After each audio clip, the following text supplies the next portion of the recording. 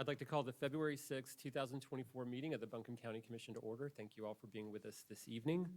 Let's begin our meeting with the Pledge of Allegiance. Please rise and join us in the pledge.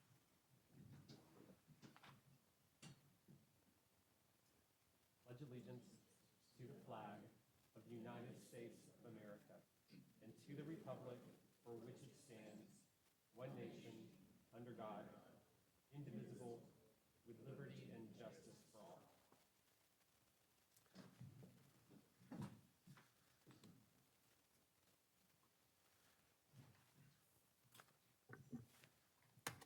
I'd like to read the ethics reminder to the board. In accordance with the Code of Ethics adopted by the board, all county commissioners have a duty to obey all applicable laws regarding official actions, to uphold the integrity and independence of the office, to avoid impropriety in the exercise of official duties, to faithfully perform the duties of the office, and to conduct the affairs of the governing board in an open and public manner. Is there any item on the agenda, the outcome of which would have a direct, substantial, and readily identifiable financial impact for any board member? Does any board member have a financial interest in any public contract coming before the board today? There being none, all board members have a duty and obligation to vote on any matters voted on by the commissioners at our meeting this evening. All right, commissioners, we come to the consent agenda. Are there any questions about any items on the consent agenda?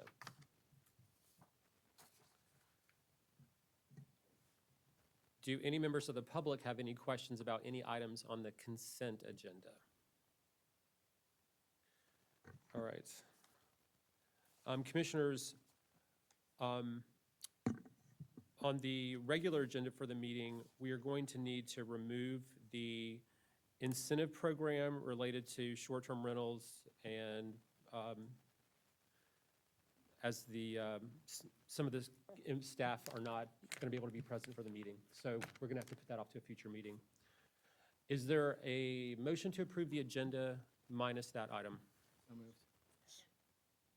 All in favor say aye. Aye. Aye. Any opposed? All right.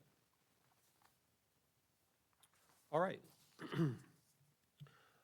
We are now at the public comment period. The amount of time for public comment for each individual is 3 minutes.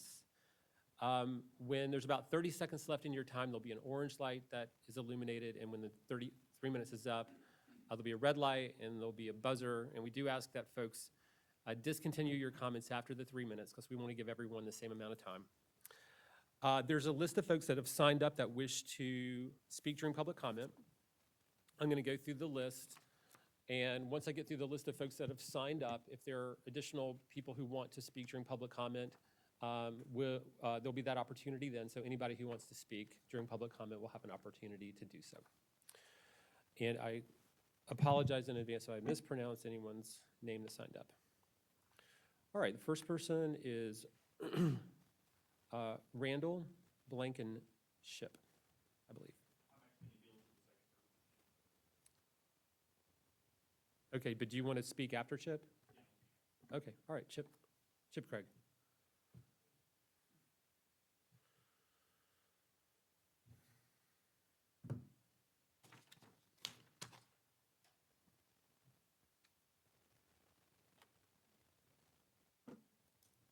Thank you.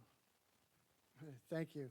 I'm Chip Craig, owner of Graybeard Realty. It's a 25-year-old local company. We manage 250 vacation rentals and about 500 long-term rentals.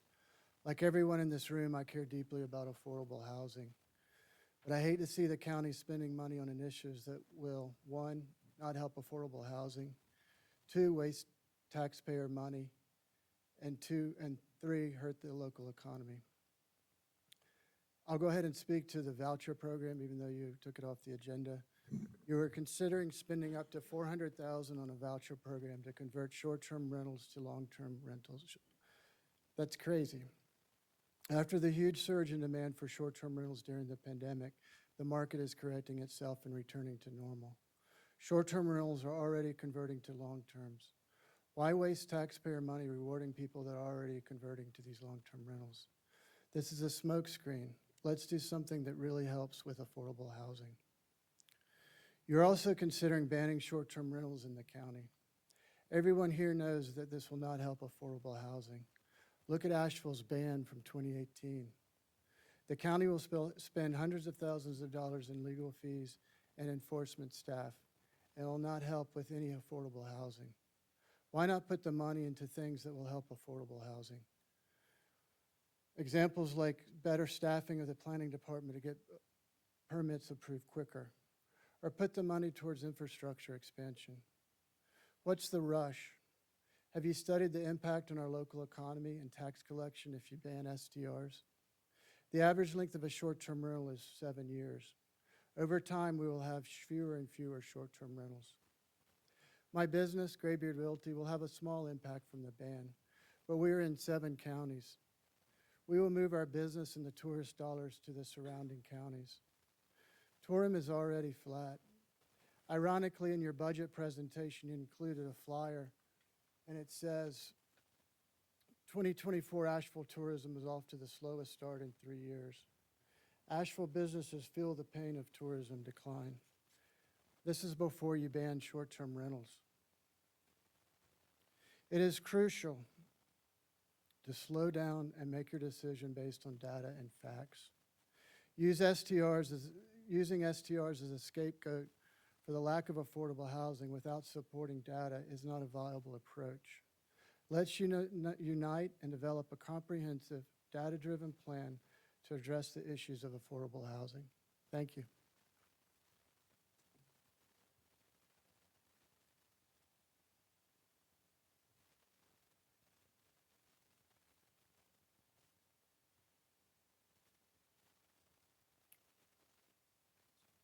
Thanks. Thank you, board. Thank you guys for the work that you do. My name is Randall Blankenship. I am actually a native of Buncombe County. I was born and raised in Buncombe County. I've seen this county go from trials and tribulations to where we were thriving. And the last thing I want to do is to see our county decline, or folks like myself that are natives who are just trying to keep up with the cost of living increase, et cetera, be burdened by regulations that are being rushed. I feel that, yes, we need to address short-term rentals in some capacity. Outright banning them, especially in an open use district, I do not think is the answer. I'm a data-driven person. That's the way I've made every decision. I used to make stuff emotionally and then learned in business that we have to go to the facts. I would just really employ this board to slow down the process. Look at all of our housing comprehensively, not segmented with short-term rentals here, this section there. It is one big piece that all plays off of each other. Let's get it right. Let's look at the nitty-gritty details. There's a lot of data out there. So I would encourage each of you to dig in yourself to the data that's there, because the data that I've listened to in many work sessions now with the planning board from planning staff, there is no factual basis behind. I've asked the question again and again, where are these complaints? What are the complaints? Oh, we get complaints, but they cannot actually tag the complaints back to short-term rentals or tell us how many complaints they're even getting on stuff. So we really need that data. So again, I would just ask that you slow that down so that we get it right for Buncombe County and continue to thrive as a county, because it is a major, tourism is a major viable industry for this region. To speak to the voucher program that was going to be on the agenda today, plain and simply, it's just a waste of tax dollar money. I mean, there's more to do that program in operational costs than what it's actually going to give out. So I don't, again, numbers, data, how does that even make any kind of sense? Let's put that towards a study to help build our infrastructure. Let's put it towards the planning board. I am a real estate broker. This is what I've done. I grew up in this industry here. My mother was a broker as well. She was also an accountant by trade. So I know the impacts of what it can have on individuals. Let's work with the planning department and look at some of our egregious regulations for someone simply who wants to build a second home on their property for a family member, and what that entails and what they have to jump through. I have multiple clients who've literally given up on the prospect here and moved out of Buncombe County because of these things. Building one house here with one person, one house here with another person, it adds up over time. And is in pre-crash of the market, we had multiple little individual builders doing this, which was really helping our local economy and the housing issue. I don't deny that there's an affordable housing issue here, but we really need to look at the core root, which is infrastructure. Thanks so much for time. Sandra Rogers.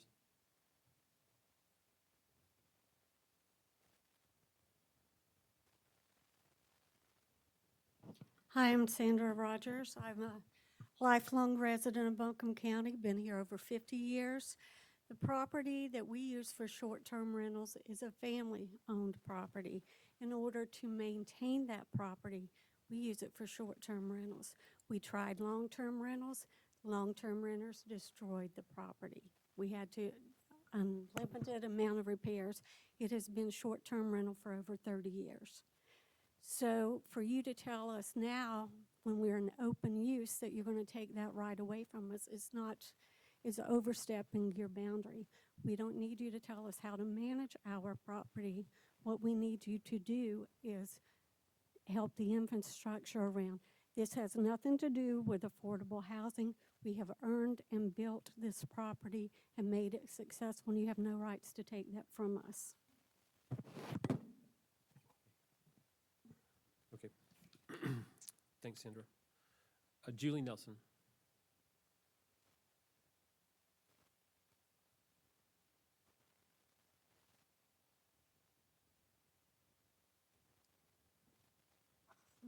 My property rights and livelihood are under threat. In 1999, I built a home on 2 acres of land zoned for open use. For years, I called it home, but as circumstances changed, I made the decision to rent it out as a vacation rental. I have done so responsibly, legally, and peaceably. Yet now I find myself facing a proposition that would ban my vacation rental and change the zoning of my property to make it illegal. What is the real reason behind this sudden shift? It is supposedly under the guise of fulfilling the goals of the comprehensive plan aiming to mitigate the impact of short-term rentals on affordable housing and workforce housing. But where are the facts? Is there concrete evidence to support the claim that short-term rentals are significantly affecting affordable housing or housing availability? The truth is there isn't, and Buncombe County has provided none. There is a lack of sufficient data to establish any causal relationship between short-term rentals and housing affordability or availability of housing stock. This information does not exist. According to statistics by Buncombe County, only 4% of all housing units are occupied by short-term rentals. And as to affordability, according to the county, for housings to qualify as affordable, the rent would have to be between $1,700 and $2,700 a month, including all utilities and insurance. That's statistics from you all. How many short-term rental properties do you think would meet those financial guidelines if converted to long-term housing? Very few, if any. Just like everyone else is saying before, we need data. You can't make these important decisions based on fallacies and myths. Let's address the concerns raised about short-term rentals. Nuisances and health and safety issues. Truth. There's no substantial evidence to support these claims. Again, law enforcement lacks specific data, making it impossible to distinguish between short-term rentals and long-term rentals. And when it comes to health and safety, the county told me it only has 2 cases open. Is that really enough to justify such drastic measures? By failing to identify and acknowledge the real root causes of affordable housing issues here and current housing shortages specific to our area, you are acting irresponsibly and doing a disservice to our community. Affordability and housing stock are important issues, yes, but they should be addressed with facts, not assumptions. Therefore, I respectfully request that we refrain from hasty decisions and take the time needed, 12 to 24 months at least, to get factual data by registering short-term rentals, either by permit or registering in some way, to allow for the tracking of relevant information. Like a lot of people have said, a lot of these things course correct themselves. We need data. Neighbors and neighbors that do have complaints, once we register our vacation rentals and neighbors do register a complaint, that can be tracked as well. Thank you. All right, thank you. Christine Jensen. Okay. Ron Jensen. Okay, all right. Appreciate y'all. Charles Merkley.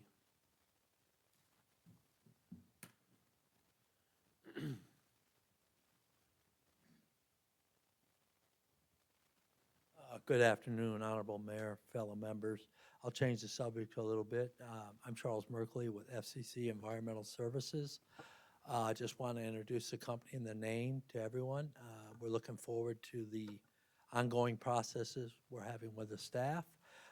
Just wanted to assure everybody that they know that we service over 11 million Americans in the U.S. in multiple states, and that we have already put a purchase LOI on some property here in Buncombe County. So it's important to know that our service won't change. Anybody that may need any special request or medical or others will gladly do that as well or better. And we're also looking to hire all local employees, local office, local phone calls. It's necessary that we hire locals, and anyone that's looking for a job, we did wage studies. We understand the wages. We understand what's going on here in Buncombe County. We studied all the county and the private roads. We know what kind of equipment we need. So as we move forward in the process, we felt it was imperative that we introduce our company to the staff and also to the council members and understand that we're a partner and we're here to stay long-term if you will so have us. Thank you very much. With me also today is Rob Cantaminelli, our Senior Logistics Manager, that helped put this together. Thank you. Okay, thank you. All right, next is Brad Spiegel or Spiegel.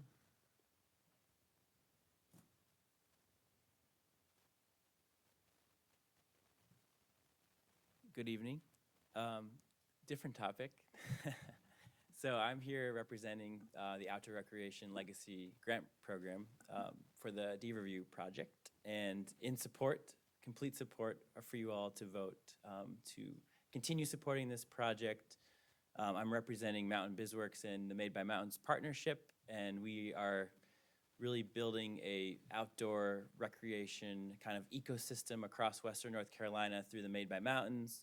The Mountain BizWorks side is really supporting entrepreneurship development across Buncombe and the 25 counties and the Qualla boundary. So we think this project, it would really be a legacy for Buncombe County from an outdoor recreation economic development standpoint, and really help to kind of bridge the affordable housing goals, conservation, outdoor recreation, connectivity of the comprehensive plan. So I just wanted to be support for that. So thank you very much. All right, thank you. John Huska? Come on up, yeah. Okay. All right, thank you. Nancy Edgerton. Hi, I'm Nancy Edgerton. I'm also here to talk about the Deer Review Mountain Project. Thank you for your support last year in going forward with the project. But I'm also here to speak support for the grant program and anything we can do to make this happen. I feel so fortunate as a grandmother that I can take my grandkids to national parks or 45 minutes up into the mountains, or have memberships at the Arboretum and the Nature Center, and I can take them. But this program, this potential park is at the end of a bus line where everyone can come just minutes from downtown and bring everyone to nature to get the full benefits that nature can give to all of us. So I'm asking for your support for the grant program. Thank you. Thanks, Nancy. All right, last person that signed up, but again, there'll be a chance after we get through the list, is Cynthia Frazier, I think.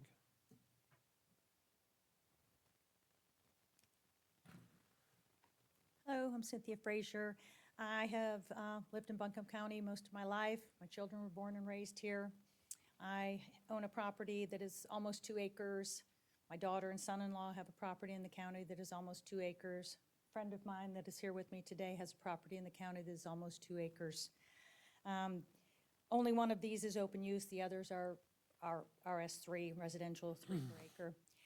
And all of us have been in a position where we have rented long-term and had really bad experience. My daughter currently is had some folks move out of her house that have rented for 2 years, and she has $10,000 worth of damages, which she is now trying to put back together.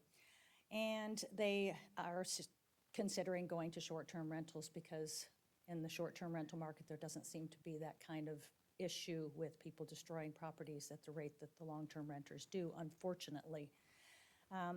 Also, these rental properties would not be affordable housing should they be long-term. We're looking at $2,800 to $3,500 a month for these homes. In addition to our personal properties. I know people that have large homes in the county, people who are here part of the year, they like to come and go. They use their property, short-term rentals, when they're not here, to be able to supplement the ability to live here when they are here, half a year, three-quarters of a year. And those people, if they are no longer allowed to short-term rent their properties, they will not go long-term. They want to use their property. What they will do is they will then sell their homes and they will move to another county where they can continue to do what they did here. So what we're going to do is we're going to lose good people. We also have people that do short-term renters. They are people that carry canoes and kayaks and bicycles on top of their cars when they come here. These people are not going to stay in hotels. They want to be out in the county. They want to carry their toys with them. They want to stay in that kind of atmosphere. These are not hotel people. These are people who want to spend time in the county.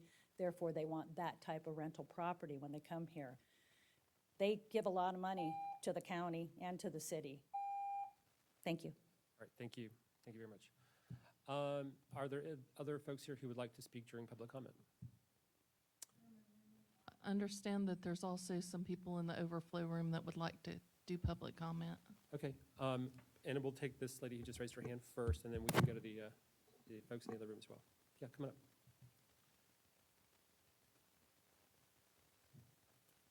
Hi, Michelle Lunsford. I'm a fifth-generation resident of Buncombe County. We do have two short-term rentals here in Buncombe County. I've been doing this for 8 years. For probably 10 or 12 years prior to that, the houses were used as long-term rent. Long-term renters are hard on your property. The damages are left up to you to take care of. With Airbnb, VRBO, short-term rental, the one instance where I've had damage done by guests, Airbnb covered it. It didn't come out of my pocket, which is just one of the many reasons, other than the fact that, one of the properties, it was my great-grandparents. My dad was born on that property. We don't want to lose that. And by having the short-term rentals, we're able to pay our property taxes. We're able to pay the insurance. And we're all doing the right thing. We're paying occupancy tax. We are maintaining our property. And with the incentive that is off the agenda, if you offer people an incentive for 1 year and ask them to lower their rent for 1 year and have a property management company take care of it for 1 year, what do you think is going to happen when that year is up? The rent is going to double. Because why should we rent our property at a discount when everybody else in the county is renting it at a premium? And I think that's all I have to say. And everybody else that's been up here, they have really driven the point home. And I hope you all are listening. And I do hope that you do pump the brakes on this, because this seems to have really moved very, very quickly. And I don't think that there has been enough research on the data. And I do thank you all. Thank you.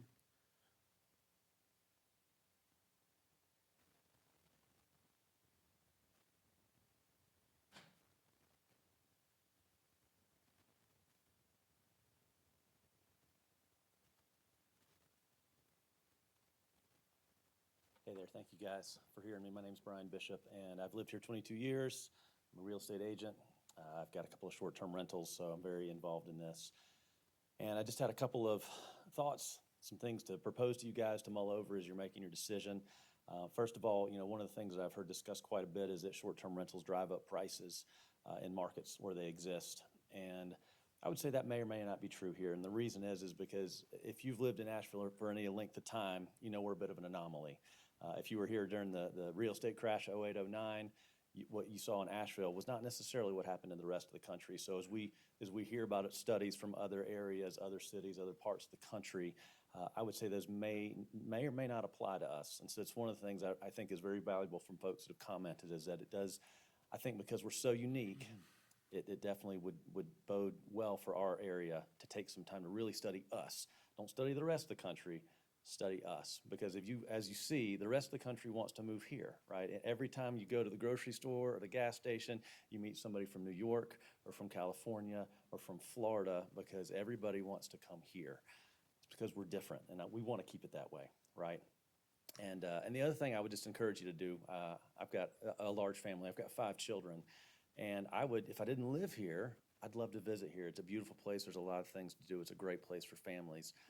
But if short-term rentals are eliminated, families like mine wouldn't be able to afford to come here. I can't afford to rent 3 hotel rooms and not have a kitchen or things like that. So if the short-term rentals are taken away, families like mine are going to stop coming. And when that happens, I'm not sure what's going to happen to us, because as much as people maybe want to cry against tourism, the reality is that's what we are. That's what Asheville is. Yes, we've got a little bit of industry and we've got some other things, but we're mostly a beautiful place for people to come visit and enjoy. And if we take away short-term rentals, we are going to severely limit our ability to grow and to even maintain what we have in the world of tourism. So just a few thoughts for you guys as y'all consider what we do moving forward from here. We appreciate your time and how seriously you're taking this, but I asked you would think about those things and the answers that you'd come up with. So thank you. All right, hey, thank you.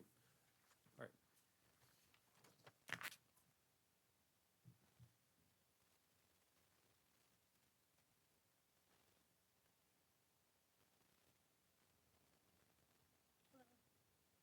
Hi, I'm Jody Schmidt. My story is probably not unique at all. My husband Greg is in the other room. He and I and our 4 children have lived here for about 10 years in Buncombe County, and about 3 years ago, we kind of made the leap to buy a property that we could live on as well as have short-term rental on. And so that's what we've done. We've had one going for about 1.5 years, and we actually just, in the last 2 weeks, listed our second one on our property. We renovated a tobacco barn into a short-term rental and at considerable cost. So we bought the property, knowing that it was open use and with this intent in mind. And so with these changes that could be coming about, this is obviously jeopardizing our family considerably. I'm a healthcare provider in the community. My husband is a small business owner, and unfortunately, even with 2 good, decent incomes, we definitely need the income, the extra income from our short-term rentals. So I would ask all of you to greatly consider my story as well as the stories that everybody else has had tonight. Thanks. Thank you.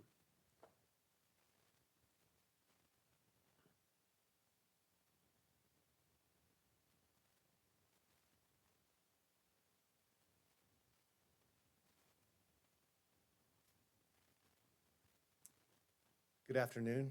My name is Josh Kelly, and I'm a resident of Asheville, and I'm here speaking on behalf of Mountain True. We are a local environmental organization with over 7,000 members and supporters in Buncombe County.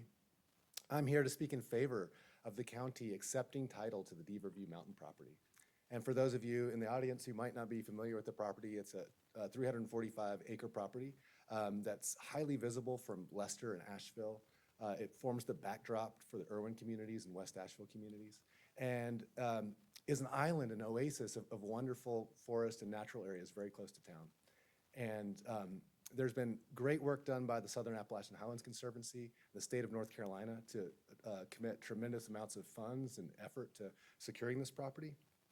And I really hope that the county commissioners will seize the opportunity at hand and accept title to this land and preserve it for future generations in Buncombe County to enjoy, to recreate on, and to provide some continuity, both environmentally and culturally, for the people of Buncombe County.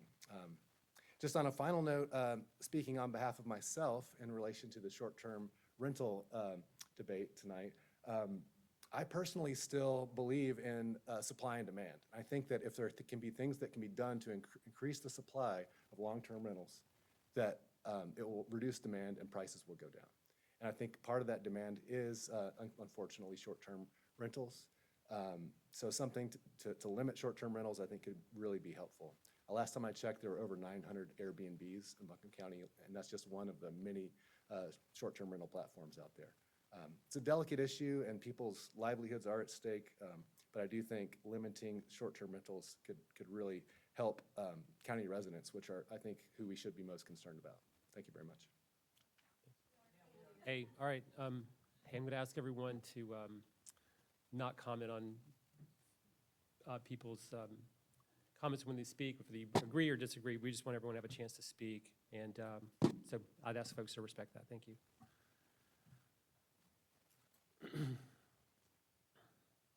Hi, my name is Felipe Almada. I'm here on behalf of Southern Appalachians House Conservancy and just, I am assuming the city in general.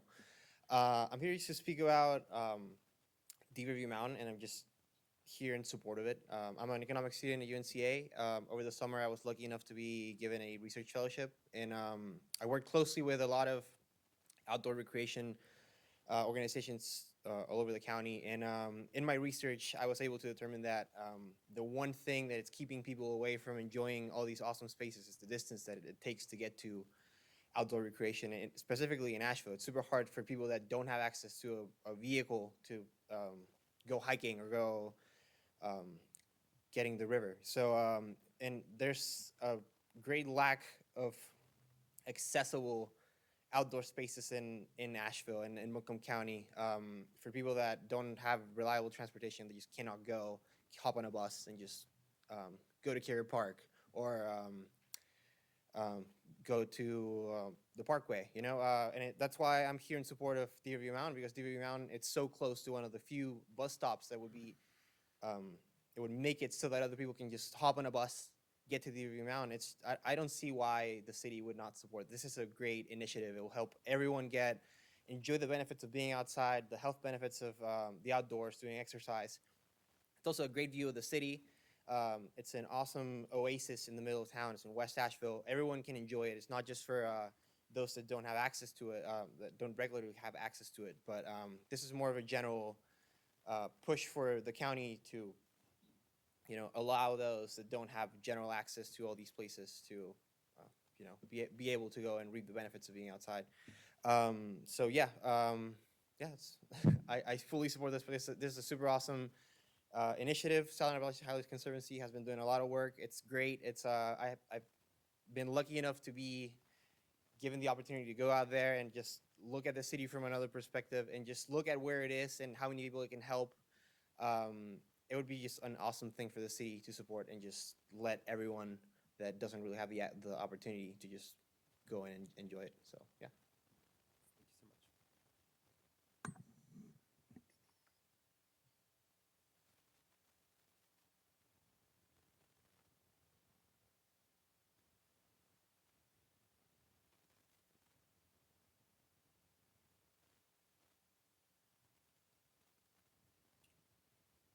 Evening.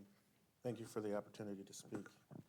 I have a small management company that's literally mom and pop, me and my wife. I've lived here for about 20 years. My wife is from Mills River, and I have kids that were born at Mission Hospital. I was laid off several years ago and used my retirement money to purchase our first vacation rental as a means to supplement our income after being laid off. I purchased a property in significant disrepair. We spent a significant amount of time, energy, sweat, and investment to fix the property. After that, I started helping people do the same thing, small families, small investors that did this for the first time to supplement their income. Several of them purchased properties that had a little extra acreage. They intended to use some of that acreage to build additional properties to build income in the future. Our company has since grown. We have 15 full-time cleaners that all live in the Buncombe County area, a single dad, 2 local artists that are supplementing their income, a full-time handyman, and we work with a local pest company, HVAC company, a plumber, and electrician. My family has been able to fulfill the dream of having a farm through Airbnb, 10 acres. And we've recently introduced livestock, moving into agriculture. But myself and several people that I know that are in farming cannot sustain the farm without additional short-term rental income. And my farm is the same. So without that additional income, we wouldn't be able to sustain our farm. So definitely for common sense regulation. I just hope that we consider all the different people and elements to the short-term rental restrictions. Thank you. Thank you.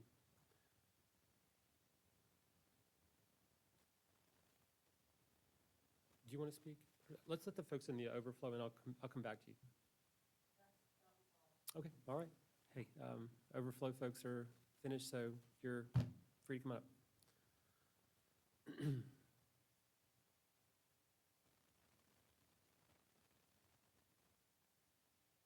Good evening.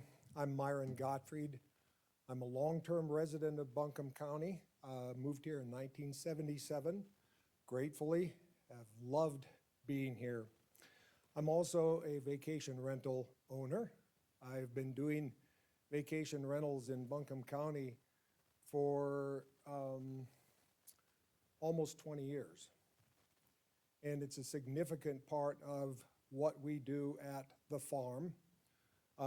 We have 16 full-time employees at the farm. We have a payroll of approximately $1.5 million last year. We significantly contribute to the Buncombe County taxes. We also pay room tax, etc., on all of our vacation rentals.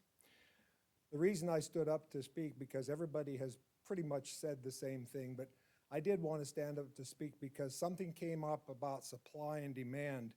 And I too agree that supply and demand is really what should be the driving thing here. And I think, like was mentioned before, that there will be a little diminish in the number of vacation rentals because the demand might taper off a little bit. But if it doesn't, then I don't think we should interfere with that, because the people who would have to make a decision based on economics, okay, I don't have any demand for my vacation rental, so maybe I should go to renting it on a regular basis. And I agree, most of the time, these will not be properties that will be affordable housing. The other thing is, my daughter also was not able to be here tonight, but she has a property that is open use and that has been saved from being developed by her purchasing and putting it into a farm as a forest with a forestry plan. And right now, we've been dealing with the county inspection department over vacation rentals in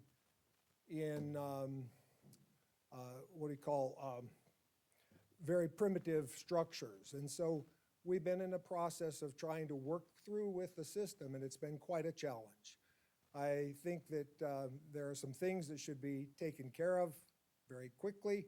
The county is in opposition or in not agreement with the state when it comes to those things, and it's been quite a challenge. Thank you very much. Okay, thank you. Okay, anyone else?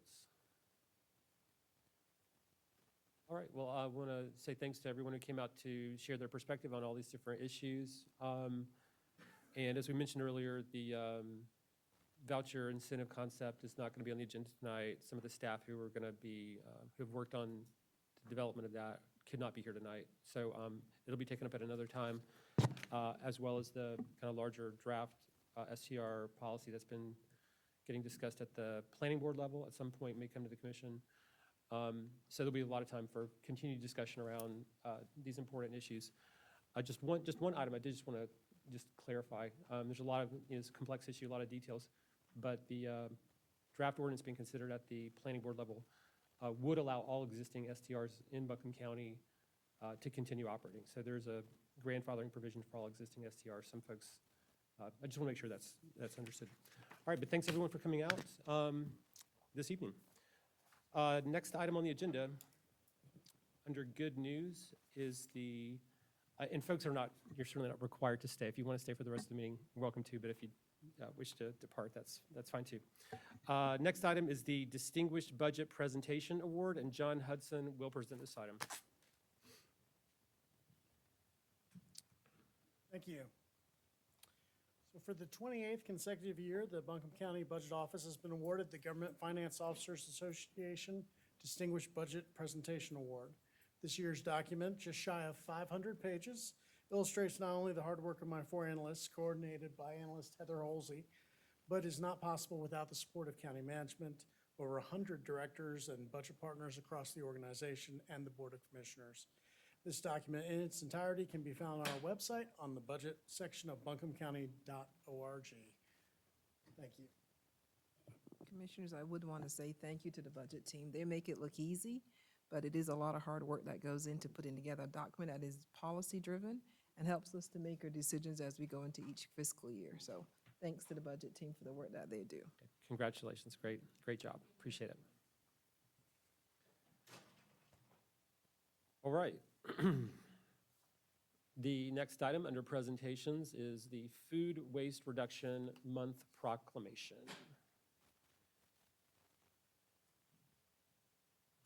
And I think we got a couple of folks here to present this item. And Commissioner Moore will help us with this item as well. Thanks. Thank you. All right, Food Waste Reduction Month. Whereas North Carolina residents and business waste approximately 2.5 tons of food each year. Whereas food loss and waste could be reduced to improve our environment, health, and food access through strategic prevention, rescue, recycling actions, and whereas there is an opportunity to redirect edible food to nourish our state's residents with inadequate access to food from the 6% of national food supply that is sent to landfills. Whereas it is estimated that at least 57,500 tons of food waste are generated in Buncombe County each year. Whereas, according to 2020 records, there were more than 35,600 food insecure individuals living, including nearly 8,000 children in Buncombe County alone. Whereas April is Earth Month, and food waste reduction is a key strategy to reduce greenhouse gas emissions, with food waste comprising nearly a quarter of municipal solid waste landfill. And whereas the United States spends $218 billion or 1.3% of our national gross domestic product to grow, process, and dispose of food that is never eaten, reducing waste can reduce economic loss. Whereas reducing food waste would help preserve our natural resources, as food waste uses 21% of the country's fresh water, 19% of our fertilizer, 18% of our cropland, and 24% of our landfill volume. Whereas activities to reduce food waste can provide economic opportunities for entrepreneurs and farmers to sell otherwise unsellable products and for the private composting industry to grow. Whereas reducing food waste has been prioritized by North Carolina state government in its use of the Food NC campaign, which recognizes Asheville and Buncombe County as model community-based initiatives supporting NC's goal to reduce emissions by 40% by 2025 as directed by Executive Order Number 80. Whereas Food Waste Solutions, WNC, alongside participating organizations, businesses, and individuals, have successfully conducted food waste reduction education, resource, and outreach campaigns focused on our household and restaurant food waste strategies, including coordinating the third Food Waste Solutions Summit in November 2023, hosted at AB Tech. Whereas the City of Asheville and Buncombe County have launched a food scrap drop-off program and successfully supported residents in diverting more than 750,000 pounds of organic matter from the landfill, the equivalent of 2,346 cars removed from the road. Whereas Buncombe County has adopted a target goal of reducing greenhouse gas emissions as outlined in the Environmental and Energy Stewardship Focus Area of Buncombe County Strategic Plan 2025 and demonstrated by the board's resolution to reduce carbon emissions by 2% annually. Now therefore, be it resolved that on this, the second day of April, the Buncombe County Board of Commissioners does hereby recognize April 2024 as Food Waste Reduction Month, highlighting these resolutions and moving the county forward to engage in food waste prevention and recovery efforts, develop and share food waste prevention and recovery best practices, and ground the community in traditions of food saving and composting. Brownie Newman, Chair of the Buncombe County Commission. Thank you very much, Commissioner. And we have Casey from our recycling office to help with this item as well. Thanks for being here. Yeah, thank you. I know that was really long, so I will keep this relatively short. I want to thank the Board of Commissioners and Buncombe County for recognizing the importance of generating awareness and education surrounding food waste in our community. I am accepting this on behalf of Buncombe County Solid Waste as the recycling coordinator for the Solid Waste Department, and as a member of Food Waste Solutions Western North Carolina, a local nonprofit that is comprised of various stakeholders throughout the region committed to finding creative solutions to food waste. We were fortunate enough to have Commissioner Edwards give an address at the most recent Food Waste Summit in November. And we have a lot of great events and educational campaigns this month, culminating with our 3rd annual Taste It, Don't Waste It event on April 28th. If you haven't been, I highly recommend it. It's where 4 local chefs compete for the best dish cooked with food scraps that would otherwise have been wasted. I do hope you'll join us. And thank you again. We are so appreciative of this recognition. All right. Thank you. We appreciate y'all's great work on this. All right, the next item is a proclamation recognizing National Health Week, and Commissioner Edwards will read the proclamation, and Dr. Ellis Matheson from Public Health is here to help us with this item as well.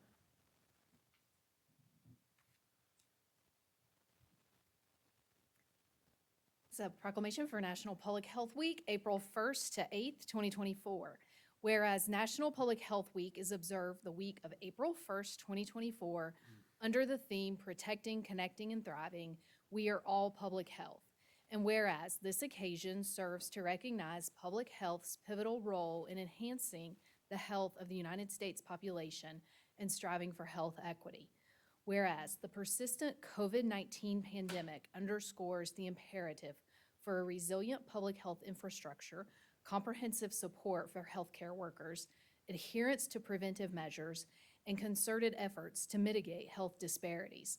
And whereas pressing health challenges such as chronic diseases, racial and ethnic health disparities, violence, mental health issues, and environmental risks demand ongoing attention and action. And whereas significant strides in public health, notably in vaccination and disease prevention, have led to improved health outcomes and reductions in healthcare costs, showcasing the value of investing in public health initiatives. And whereas the dedicated efforts of public health professionals in collaboration with various sectors are crucial for disease prevention, emergency preparedness, and fostering healthier communities. And whereas public health plays a vital role in managing health crisis, reducing health disparities, and enhancing community well-being. And whereas public health efforts advances our counties over health. And whereas increased investments in public health are needed to propel the United States toward becoming the healthiest nation through proactive health and wellness initiatives. Now, therefore, the Board of Commissioners does hereby proclaim April 1st to 8th National Public Health Week and honors the critical contributions of public health professionals making to the overall well-being of Buncombe County residents, signed by Brownie Newman. And thank you all for the incredible work that you do working to keep our county healthy and safe every day.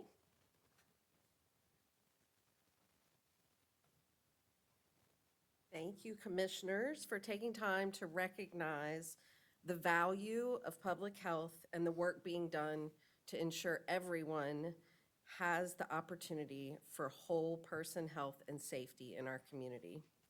I really wanted to take a moment to give a shout out to public health staff. And as you can see, I have a couple who are with me. Amparo, our Director of Nursing, Susan, Communicable Disease Supervisor, and Kara, one of our newest employees in Health Promotions. These are just a few of our staff who are working every single day with our community partners to really assure that everyone in Buncombe County has the opportunity to make healthy choices in a healthy environment. I was recently at the North Carolina Public Health Leaders Conference, and Dr. Chotsky was one of the speakers, and he made a statement that really stood out to me, which was public health workers are often called unsung heroes. Well, it's time that we sing our song So I really want to thank you for taking the time to help us sing our song and the importance and the value of public health. So much appreciation. All right, thank you all so much. We appreciate you.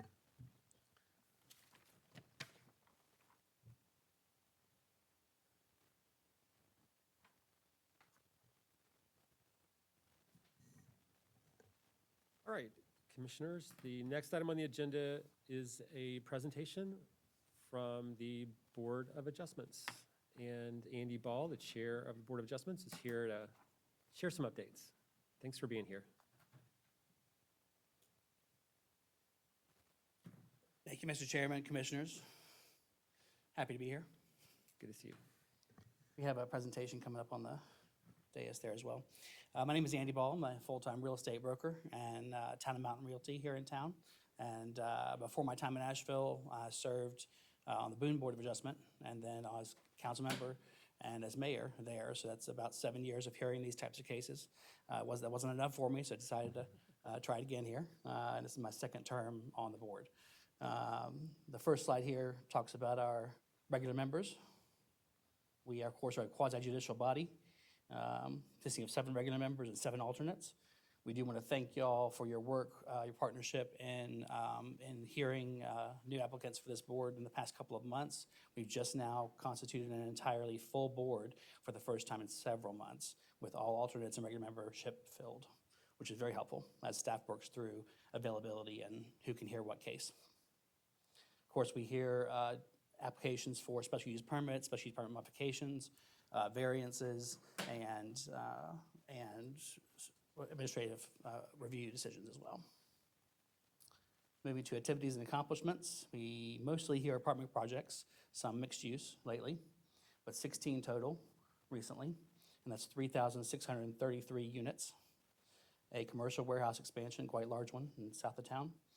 The Black Mountain Home for Children had an expansion earlier last year.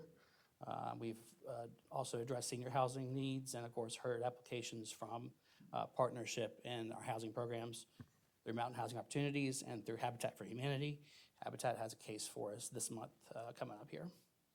We did adopt a formal set of bylaws in July 2022. It's been a couple of years now, and that puts us in compliance with our board ethics and our board rules and state law. We also heard from Engage Buncombe and have been plugged in with publicinput.com on Engage Buncombe. And some trends so we keep you aware of the past 3 years here. We've got about the same number of variances each year the past few years. General decrease in special use permits and occasionally an appeal.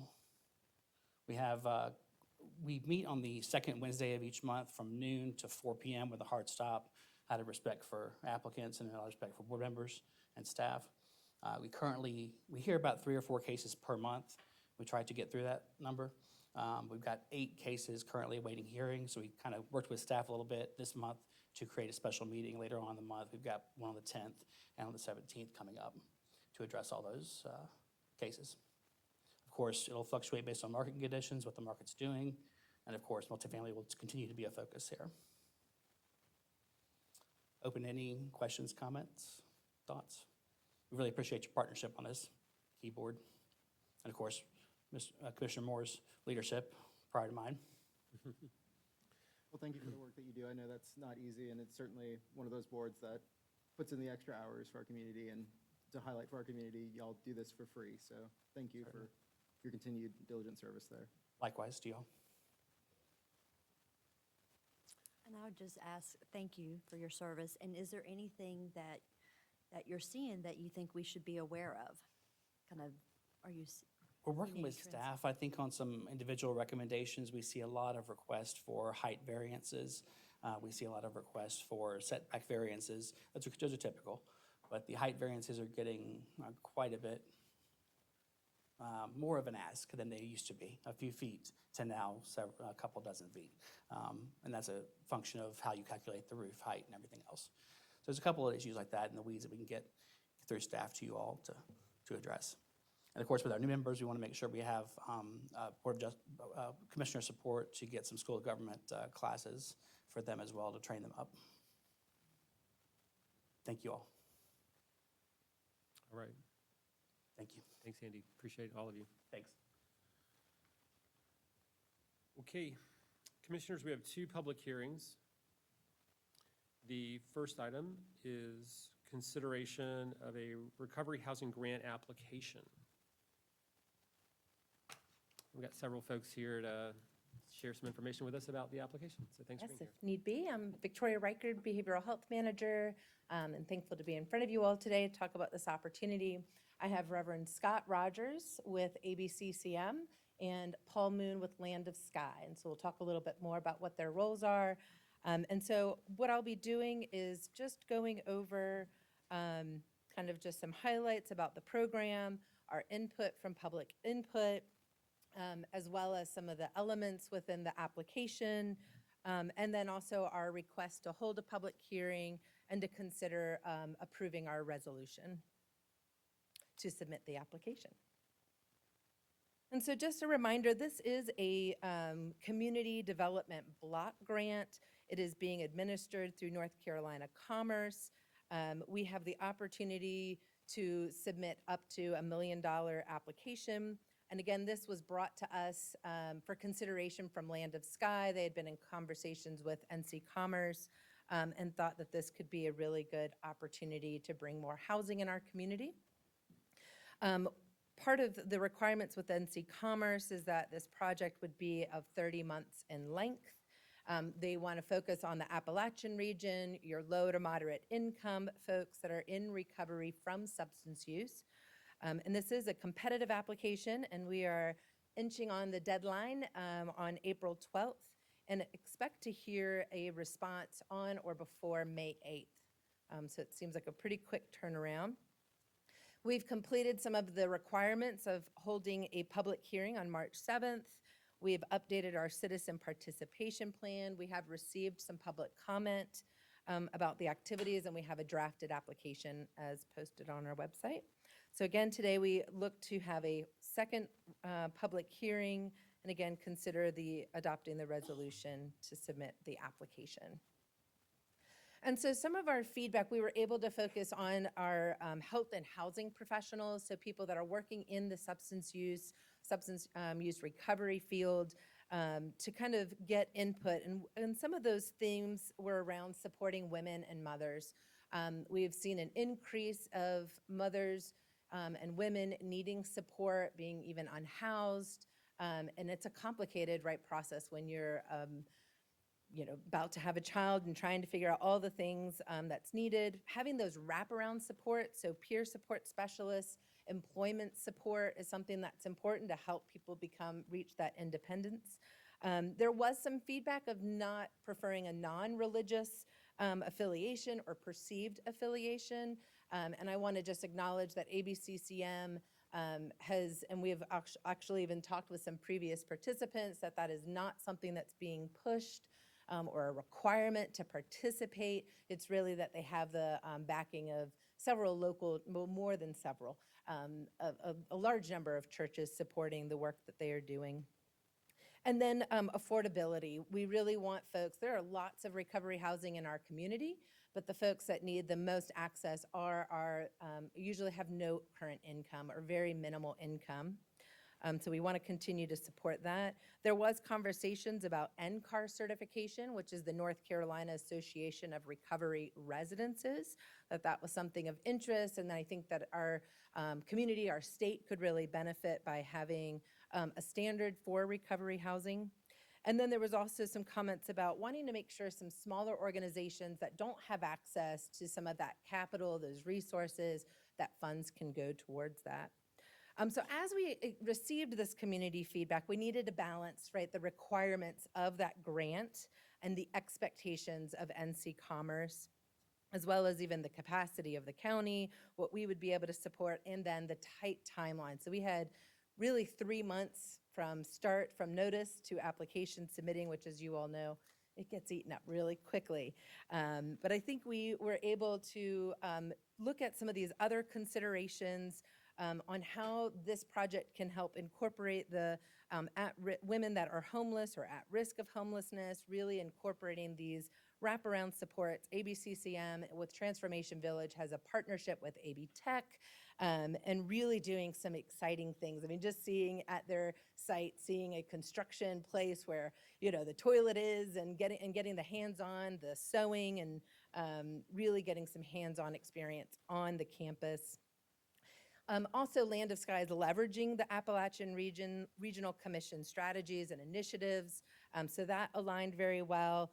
We also know the history with ABCCM. They've been doing this for decades and will continue to, and to be able to meet that affordability of not less than 20 years. And we also know that this is being able to potentially use all of the, at least 30% of the funds in the first year. I know Scott will be able to use those and put that to good use.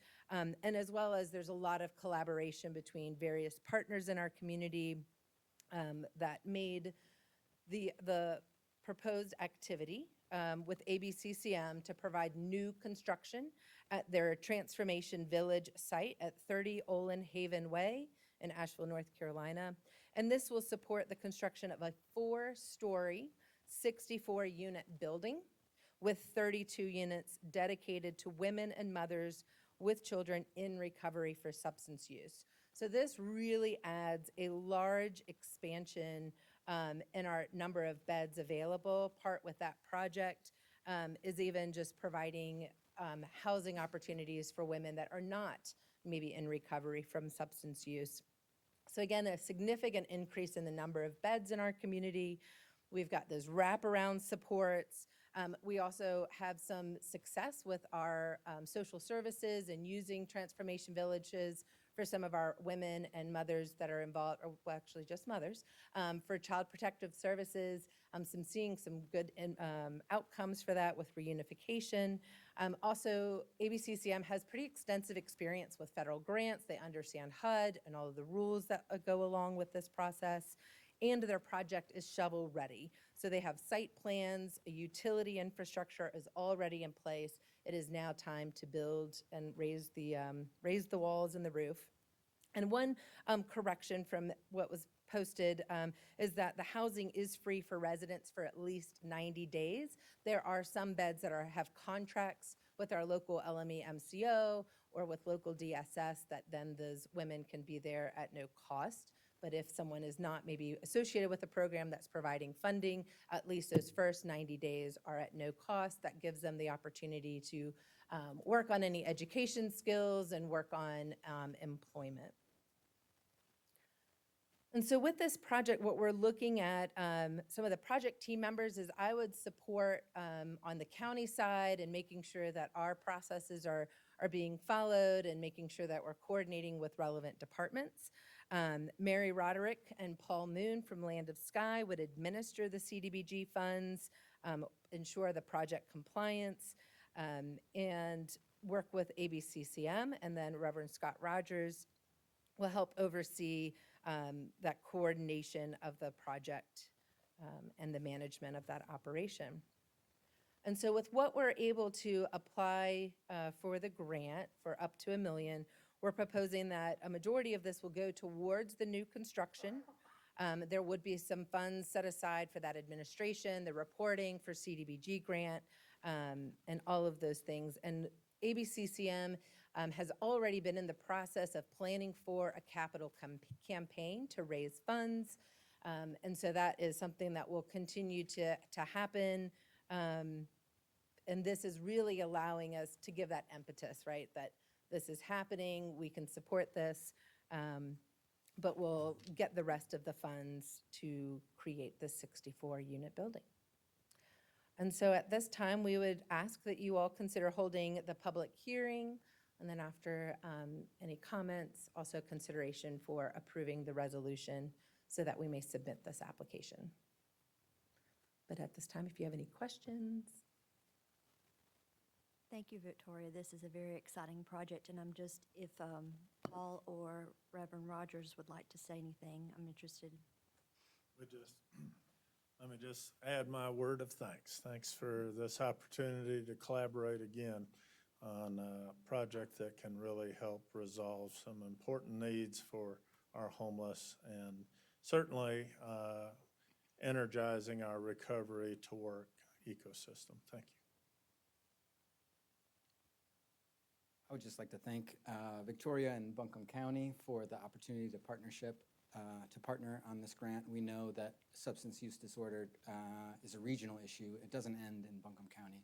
So we're really grateful to be able to partner with Buncombe County on what is really a very significant and meaningful project that will have a large impact on a really vulnerable population. So thank you. Thank you both for joining us this evening. I'm curious, I know the project is shovel-ready, but how far along are you in your capital campaign to getting closer to shovel-ready? What percentage of your campaign does our Sure. This is the spark plug for this particular piece.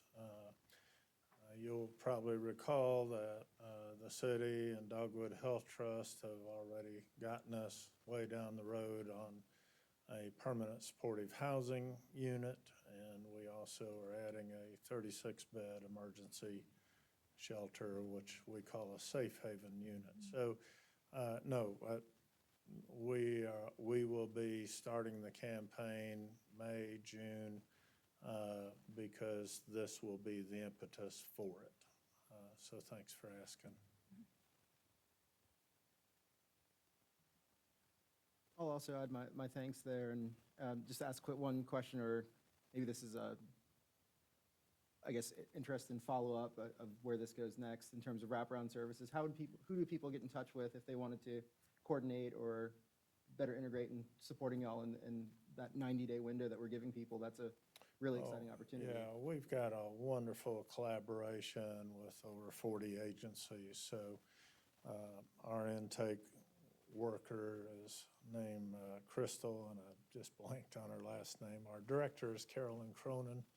And so anyone wanting to work with those wraparound services or bring those to us right now, Carolyn Cronin's our director at Transformation Village. Thanks.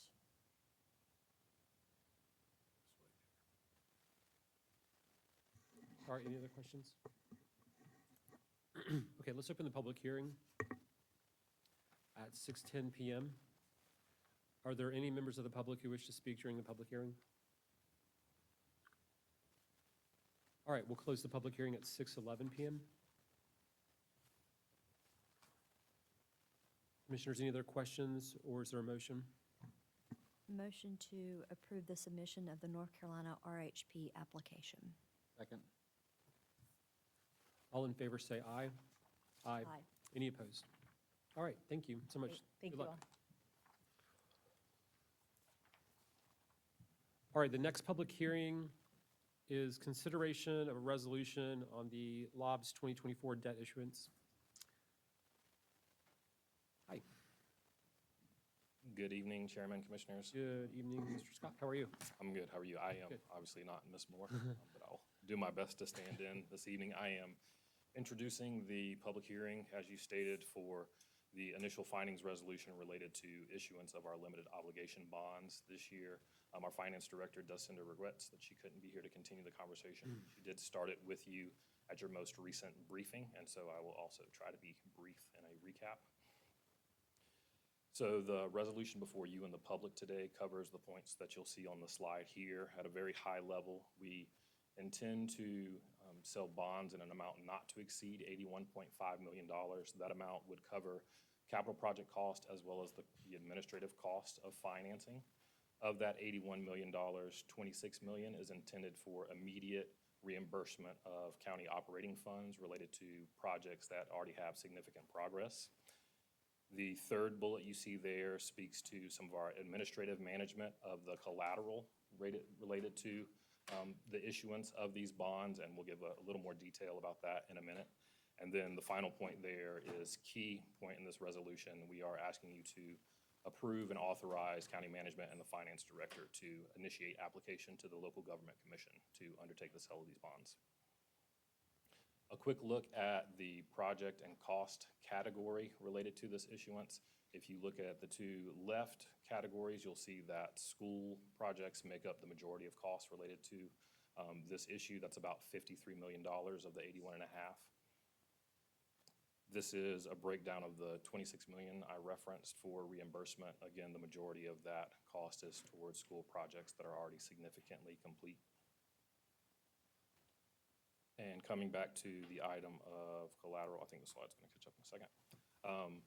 For this specific type of issuance, the limited obligation style financing, we are required to put forth as collateral some of or all of the property that is being improved or constructed with the proceeds. So a standard part of our process is to update what we call the collateral package with relevant pieces of property. So what you see here is us exchanging the Health and Human Services building at 40 Cox Avenue, which is a county-owned property, for 2 school-owned properties.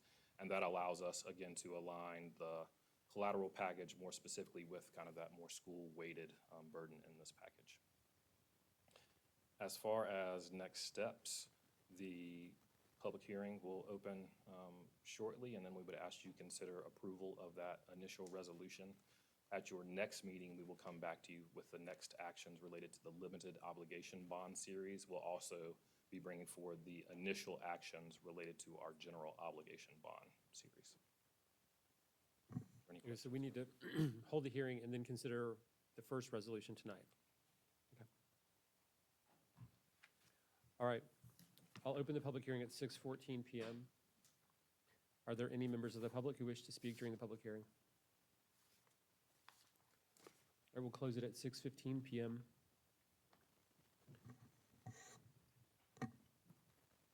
Is there a motion on the resolution?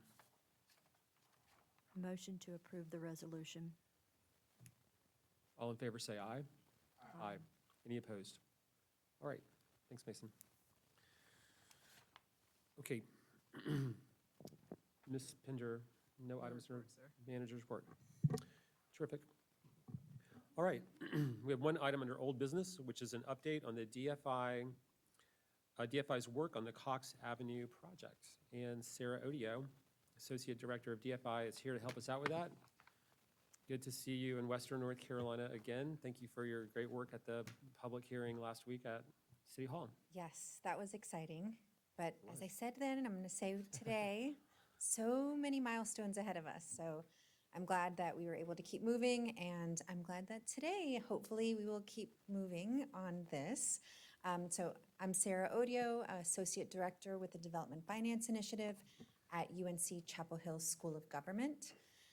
Today is all about making a choice on what you all want to do on Cox Avenue. Okay, so the agenda today is to go over the project so far. What have we done? What did we do around community engagement? And then really get into a discussion around how you all want to proceed. So which is the plan that you want to move forward with to go out and actually find a development partner to build this thing, right? And we'll talk about next steps in terms of this project, and that helps, you know, make decisions about how you do want to proceed. So just for anyone in the public who is not familiar with us, I am with the UNC Chapel Hill School of Government, and the school is focused on helping local governments across the state with the A to Z's of governance. So from animal control to zoning, we have an expert on staff that will help you serve your community to the best of your ability. Our program at the Development Finance Initiative is focused on helping local governments with real estate development and finance. So we are going to come in here and we're going to help you all think about what are the goals that you have and how can we help you use your property, your assets to reach those goals. We bring that real estate development expertise. Our goal is to really try to bridge that public and private, those interests which can align given the right assumptions. And we come at this from a neutral, nonpartisan, responsive point of view, right? We are here to help you do what you want to do. We're not bringing anything else to the table. And our process, which you have seen play out with Ferry Road and that we have been doing with Cox Avenue and multiple sites, Cox Avenue being the priority at this point along with Ferry Road, is to identify a feasible development plan. And for us, what feasibility means is what the private sector needs in order to actually execute this project, but most importantly, what the local government and what the community wants to see happen with that private development. So previously, we brought to you a couple of options, multiple options that we, based on what we'd heard in the first round of engagement back in the spring, believe met the public interests. We narrowed those down and we took those options to the community. So anything that you all see, anything that the community sees is feasible from the private point of view. The point of our engagement to date has been, is this a feasible project from the local community point of view? Now, our goal with creating a feasible plan is to actually see this executed, right? And so we want to go out there and find a private development partner who will actually execute on your vision for this. They're going to finance, build, and operate the development plan of your choice. Of course, bringing their own aesthetic, their own experience and expertise to the table, but you're going to find a partner who can do what it is that you're looking for. Now, the two plans that I speak of that we went out to the engagement with for two plans that are feasible, we believe from the private point of view, are using option one, which is using just 52 Cox Avenue, a county-owned property that alone could fit about 130 units. It can accommodate about 2,200 square feet of non-residential space, so commercial potentially. It is going to be a roughly $39 million project, and the goal will be that the county minimize its investment in anything that you do. But the reality is that affordable housing does require public participation, as you all know very, very well. And so the gap on this, if we pursue what we're hoping to pursue, which is or we're hoping that the private partner will pursue, which is a combination of a 9% and 4% tax credit, the gap could be around $4 million. If we are unable to if we're unable to compete for that 9%, or the private partner is unable to compete, to be clear, that gap could go up to $10 million. So I want to be very clear about that. Option two is going to get you more units. So this is using both 50 and 52 Cox Avenue. And in order to use both of these properties, it would require closing Sawyer Street. Now, not all of Sawyer Street, you are familiar with this at this point, and the reality is that it would be closing a portion, but it would be closing vehicular traffic from Cox down to Ravenscroft. So that is what we would need to do in order to get 200 units and about 5,900 square feet of potentially commercial space. Now, the gap on this is higher, right? It is more units. Every unit that you add requires additional subsidy to achieve. And so for this, we're looking at a minimum of about 9.8 million up to potentially 16 million for 200 units on this property. So this is what we ask the community to reflect on. I know I say this every time, but you all are very lucky to have an incredible engagement team here at the county. And so we had a chance to work with CAPE again, and they did a great job really promoting the opportunities, which included doing an in-person community meeting. We did it online, and then we had a survey that was open for multiple weeks to get the public's feedback on these plans. And we ultimately had about 124 people, individual people, participate in some form or another. Now, we recognize that is not a huge number, but we feel pretty confident that we did, with CAPE, a good amount of outreach to try to get people to the table. And the responses that we did get were really nuanced, a lot of detail, and we did appreciate what we heard. Now, you all have a memo that I hope you received that summarizes everything. And when I say summarizes, you know, we summarized short kind of bullet points about what we understood, but you also have every single response that we received. So you have the notes to the meetings as well as the online forms. What we were asking of the community was to look at these plans and tell us two things. How well do these plans actually meet the public interests that were defined through a public process last year and that the commissioners endorsed? And the second question, which does it best? So if you have to choose between option 1 and option 2, which does it best? The majority of participants preferred the 50-52 Cox plan with the 200 units affordable to LMI households. Now, I always hesitate to say 80% of participants, only because our sample size is 124, right? And I don't want to be misleading about it, but I will say that there was a lot of really good nuanced feedback saying, hey, we want more units. We've been pretty clear about it.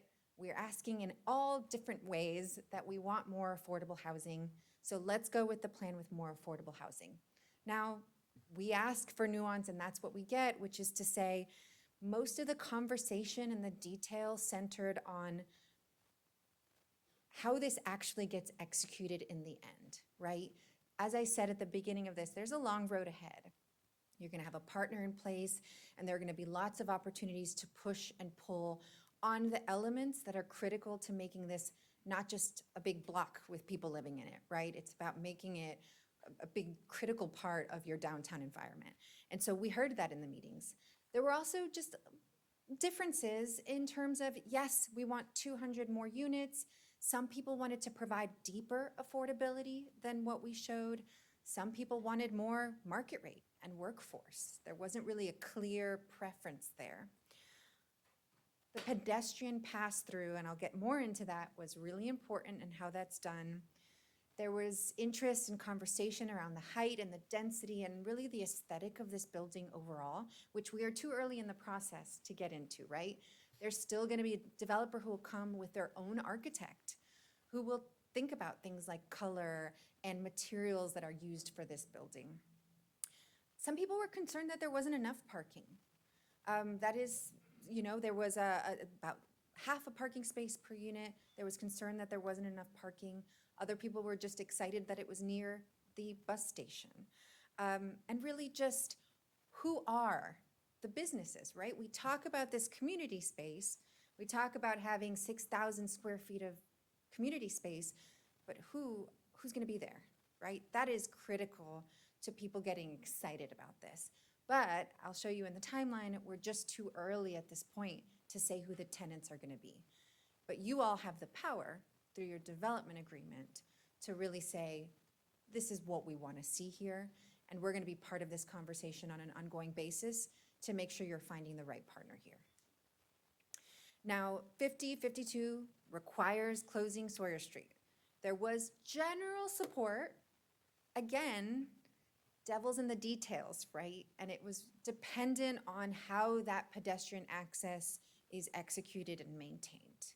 I put some quotes here, I won't read them, but you can read the nuance. We had people say, nobody uses Sawyer Street anyway. And others say, well, I'd be bummed to see it closed, but I'd rather have more affordable housing. Others excited about having an activated pedestrian road. Others saying, oof, this could end up just being an alleyway. And so again, there's just a lot that's still to be done. But generally people said, close it if it means we can get more affordable housing in Asheville, in Buncombe, in downtown. So what's next? I'm gonna tell you this first before I ask you for a decision, just so you know what's coming. That the next step after you select a preferred plan is that we will go out to a competitive solicitation process to help you all find a development partner. You will see me again before that's released. I will show you all the details of that, and it includes things like saying, this is what we require. We want 200 units, we want XYZ, and then there's a section that says, these are things that are really important to us. Show us that you can execute this. After that, there will be other opportunities for engagement. And I really want to emphasize this, is that we don't close the door here and say, all right, public, we're done hearing from you. There's going to be a process to select a partner. There's going to be a process to get an MOU, a memorandum of understanding in place with a partner. Not community meetings, but public meetings. All of this will be done in this room for people to reflect on. There's a long road ahead to get the development agreements in place with your selected partner. That is a good thing. I know it can seem intimidating. You look at that and you go, another year? In the process of negotiating, developers will be doing their pre-development work as well.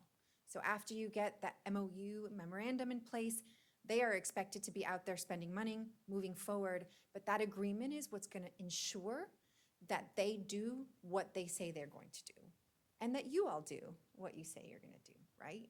That is super important to a good partnership moving forward.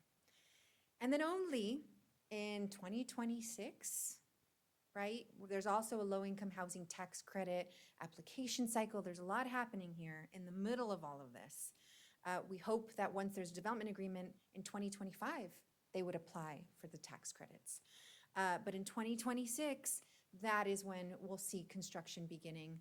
That is when tenant selection begins. And that's why I put that here, to say we're a little bit out to knowing who is going to occupy the space.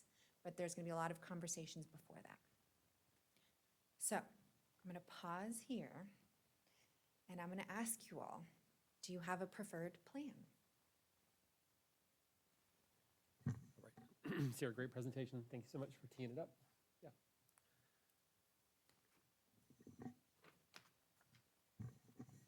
I do. I do too. Well, I think the hive mind, kind of is going in a good direction on this. So they're both great plans. I mean, no doubt. Like, execution of either of these options would be like an amazing development for the community. So there's no bad options here, for sure. So great work on bringing forward some really attractive scenarios for consideration. I think the main the main downside of the option with the 200 units is it is likely going to be a higher expense per unit, right? Which is maybe a little bit kind of counterintuitive, because we already own the land, right? So isn't building more units on the land, you'd think it would get cheaper, but just with the way the different incentive, like the different tax credit sources work, we'll be building more of these like 4% units, right? And those require more subsidies. So anyway, but it is somewhat more expensive per unit. So if we were just thinking, how do we get affordable units built at the lowest cost per taxpayer, that would argue for the smaller development. But just there is such a huge need for more units, though, right? We've got this goal of 1,800 units, and so if we are successful in getting the scenario with 200 units built, I mean, we could get to over 10% of our goal in this single project on 2 acres of land in Buncombe County. And like, land is good developable land is one of our most scarce resources. So being able to really efficiently utilize it to make an important step towards the goal on such a small amount of property it would be really, really valuable to our goals. And especially there's such a huge need for this affordable housing, and this will be like, I know we use the terms affordable and workforce.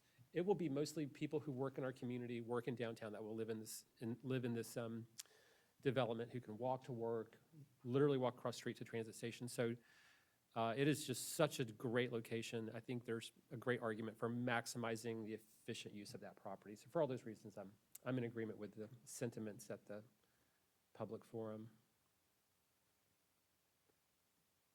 I don't think I can put it better than that, but I think that public input being a really important process and consideration, if that's what folks are asking for, and it can have an impact that we're talking about in a time where obviously today's a lot about affordable housing and community need. I'm prepared to listen to that. I think that makes sense. I agree. I think this is really exciting. Sarah, you and your folks have been great to work with throughout this, and really appreciate you taking the time to truly listen to the members of our community who wanted to provide input. I also support the 200. we have a lofty goal ahead of us, and I think the best thing that we can do is maximize the county land that we do have available to us to really work towards ensuring that goal of 1,800 units. I really like closing Sawyer Street too, and being able to provide some outdoor green space to the folks who are going to be living in the thick of downtown. So thank you. I think that's an exciting component of this that I'm excited to support. I'm also supportive of the 200, and I do think that pedestrian access there is really important, and how we go about, to the point that the community members made, right? How we go about doing that is really important for the project. So I think we need to make sure that we, as we proceed, that we do a very good job with that aspect of it.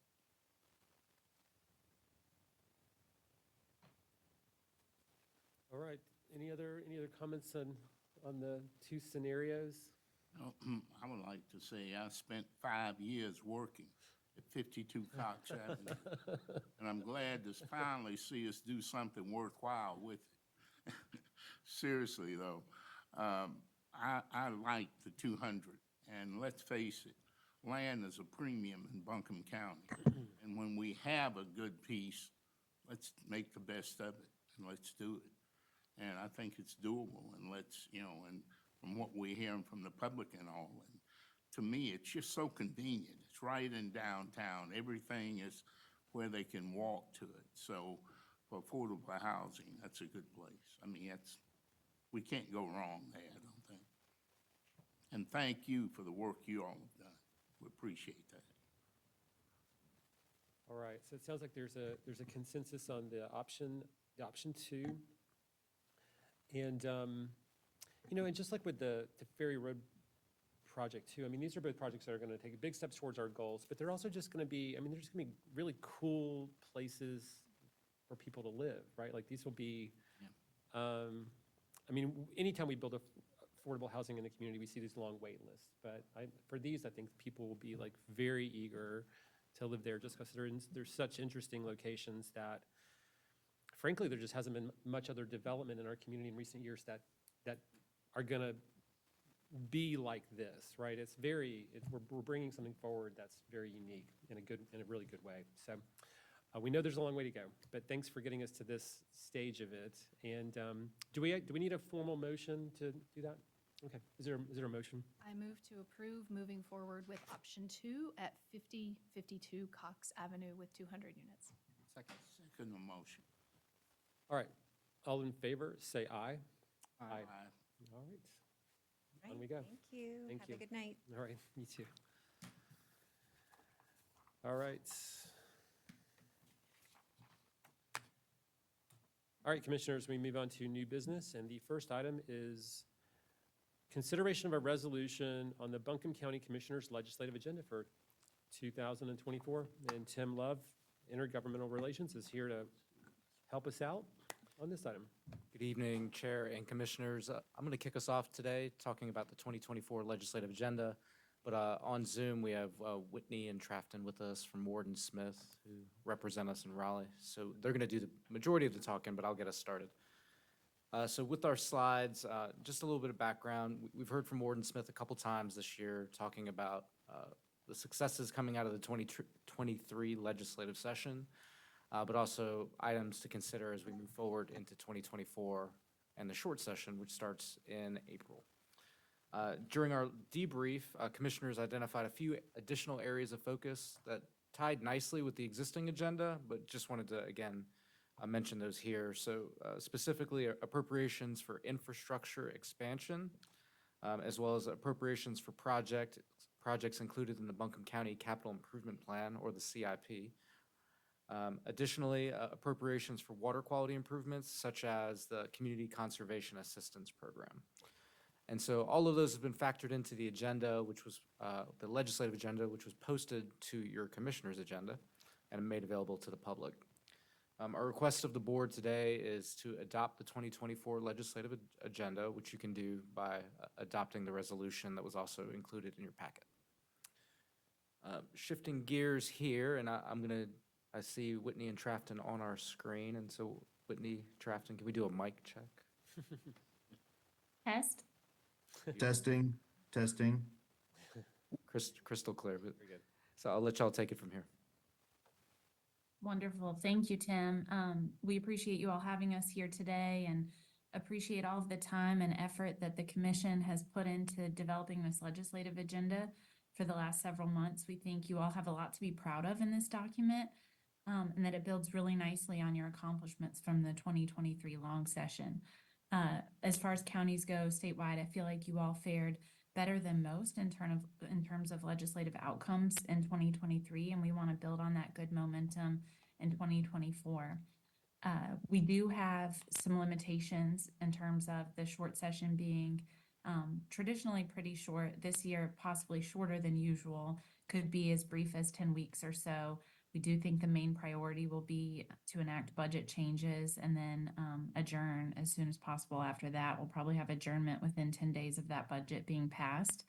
And so we really, in the development of this agenda, as you know, looked for opportunities to build upon the budget work we did in 2023 and find agenda items that would be possible for achievement in the 2024 budget. And I think we did that. And I think you all should be really proud of this document.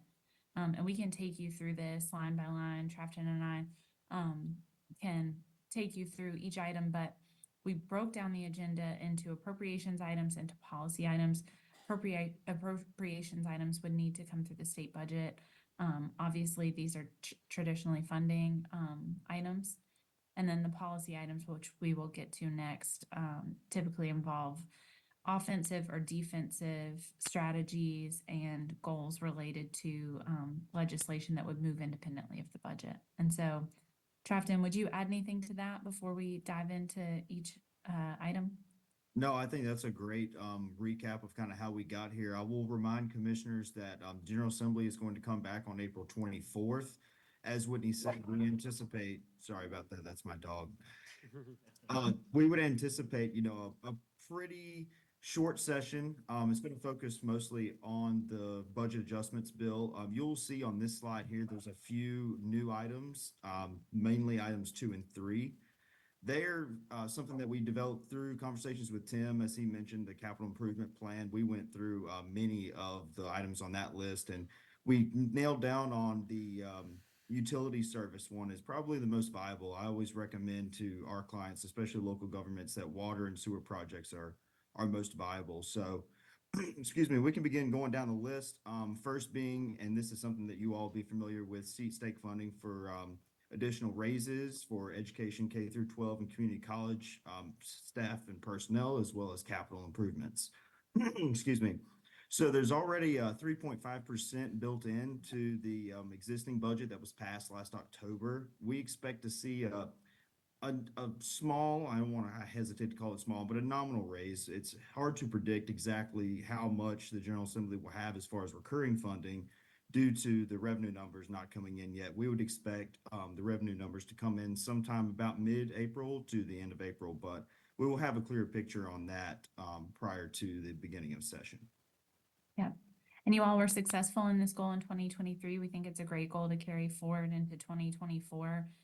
As Trafton said, we expect to see increases. Again, they may be modest, but we do expect to see them. And the current revenue forecasts we have for the state at present look relatively positive. And so if history is any indicator, we expect those will get stronger as we get closer to the final numbers being revealed. And that revenue forecast is a huge predictor of success on these items. So I think this is a great one for 2024. And I'll remind you all again that through all of our discussion with you, prior meetings in 2022, preparing for 23, and fall of 23, preparing for this year, there was a big emphasis from you all on making sure that this goal not only covered K through 12 and community college folks, but also state employees, recognizing the big state employee population within the county.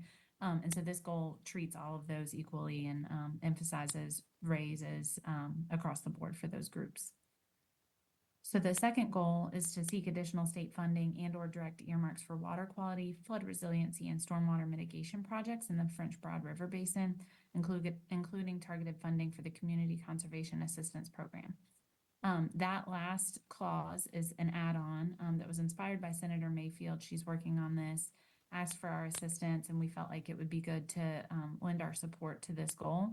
We had a lot of success working with her, Representative Ager and Senator Daniel last year on the French Broad Water Quality Project that we were able to get funded through the state budget, through the Ag Cost Share Program. And so this builds upon that, and we hope to see additional success in this arena next year, or this year, next session, I should say. And as Trafton indicated earlier, we think water projects continue to be timely and appropriate for budget requests. So got some additional earmarks that the county has suggested in mind for this one. The Canton water line project, we think that would be a positive development. We've already started to populate that topic with your legislators, and Tim is working on a one-pager now that we can use with them in those discussions. But I think this is a really strong, broad but strong goal that we hopefully can see action on again in 2024. And just to, oh, and- sorry, Whitney. And I just realized I lumped our third goal into our second goal, but maybe that saves us some time after a lengthy evening it sounds like you guys have had. Go ahead, Trafton. Yeah, I was just going to say, to wrap us up on the last two appropriations priorities, those two commissioners will look very familiar to you. You all are very aware that these have been long-term goals for us, I believe, since we started representing you all. Obviously, number 4 is seek additional advocacy and state funding for innovation waiver slots. That is something that we saw in a very small amount, to be frank with you, during the budget this past year. We remain hopeful that it's going to continue to be funded at an elevated level, but it's a little hard to predict that. And lastly, this would be seek state funding for resources for McCormick Field. As we briefed you all earlier this year, this is something that we felt pretty good about. We were surprised to see it not included in the long session budget.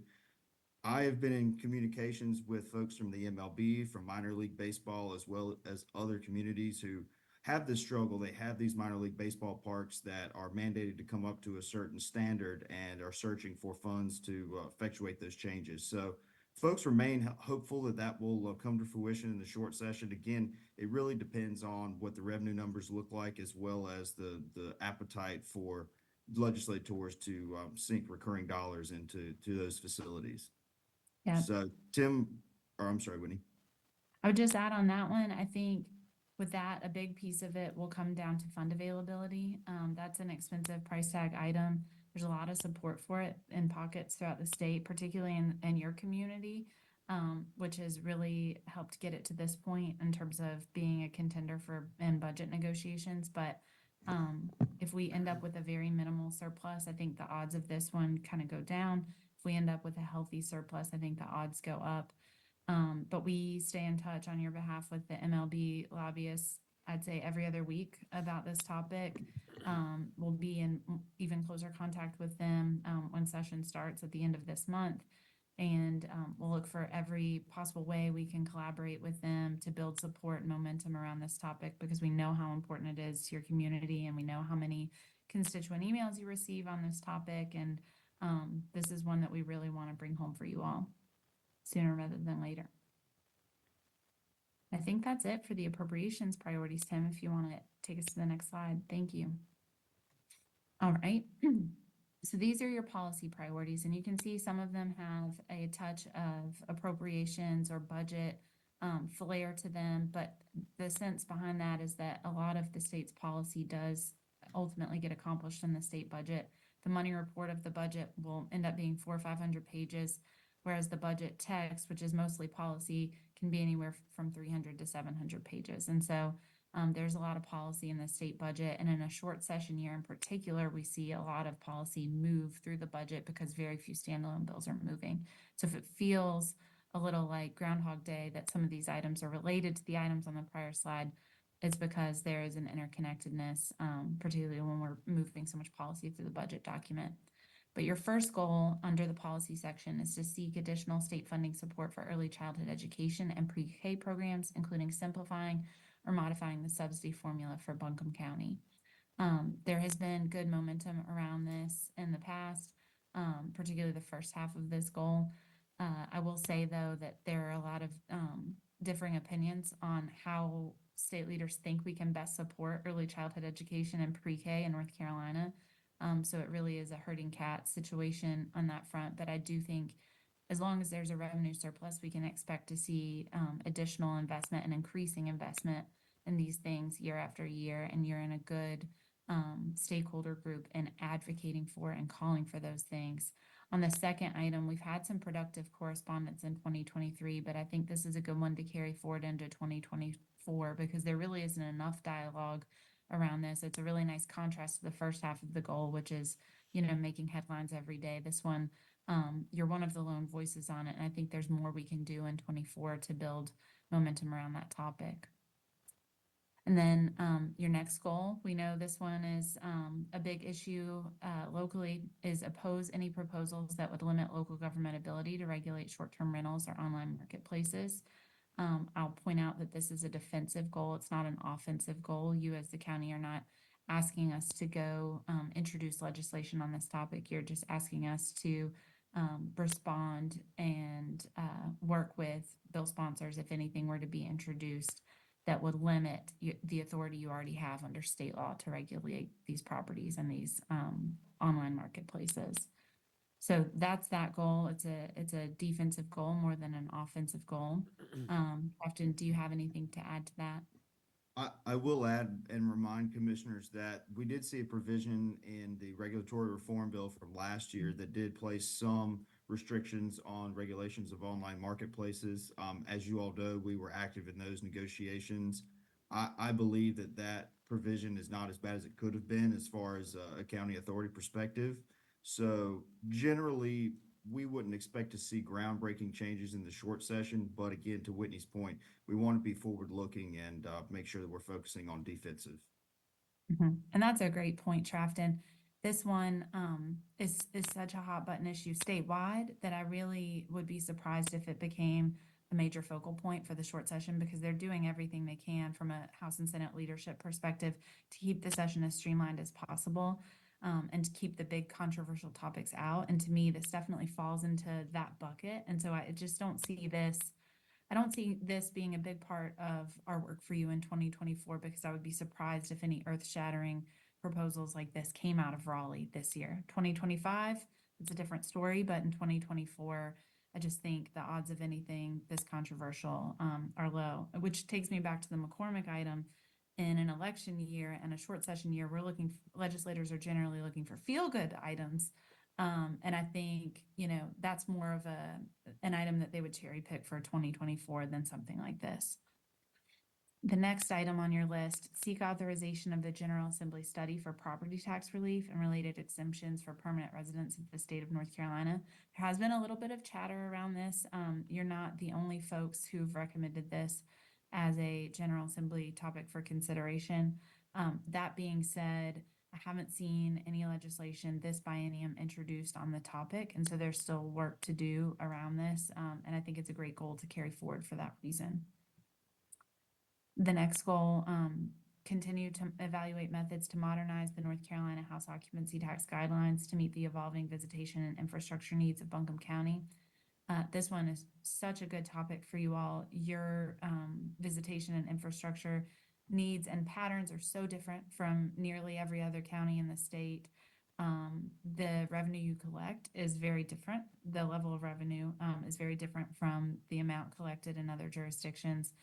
And because of that, we really think you guys are the poster child to put forth the topic of there is no one size fits all as far as occupancy tax guidelines. And we've had a lot of dialogue about this with you all over the years. And I think we all agree that the best way to influence change on this topic is to start with the guidelines themselves. Because absent a change in the guidelines, you're not going to be able to enact any legislation that contradicts those guidelines. That's just historical fact that we've got about 2 decades of precedent to prove that. And so this continues to be a conversation that we're at the epicenter of, that I think is productive, that I think is healthy, not just for you all, but for the state. We've brought in the representatives from the Travel and Tourism Board at the state level, the hospitality industry, legislators from your delegation, legislators from other delegations. We've had conversations about this in 2023, and I think it's an idea we need to continue to populate, because prior to us kind of putting that, the idea, the concept of reevaluating the guidelines forward, and we can't take credit for the idea. I believe it was Senator Mayfield's idea. But prior to us kind of introducing that concept, I don't think anyone had talked about doing anything to modify them for 20 years. And so it's going to take time to chip away at something that has that much foundation. But I do think, as our state grows, as our state becomes more popular as a visitor's destination, so we have communities like yours who become really extreme outliers in terms of the tourism population and tourism interest. I think it's really healthy for the state to reconsider these guidelines and how they should possibly be, considered and revisited on a case-by-case basis. Trafton, what would you add to that? I just wanted to bring to the commission's attention, in case you all had missed it, it's not directly related, but along the same lines of occupancy tax, the North Carolina Court of Appeals issued a ruling last Tuesday in the Costanzo v. Currituck County case that had to deal with how the county used occupancy tax dollars as it relates to public safety.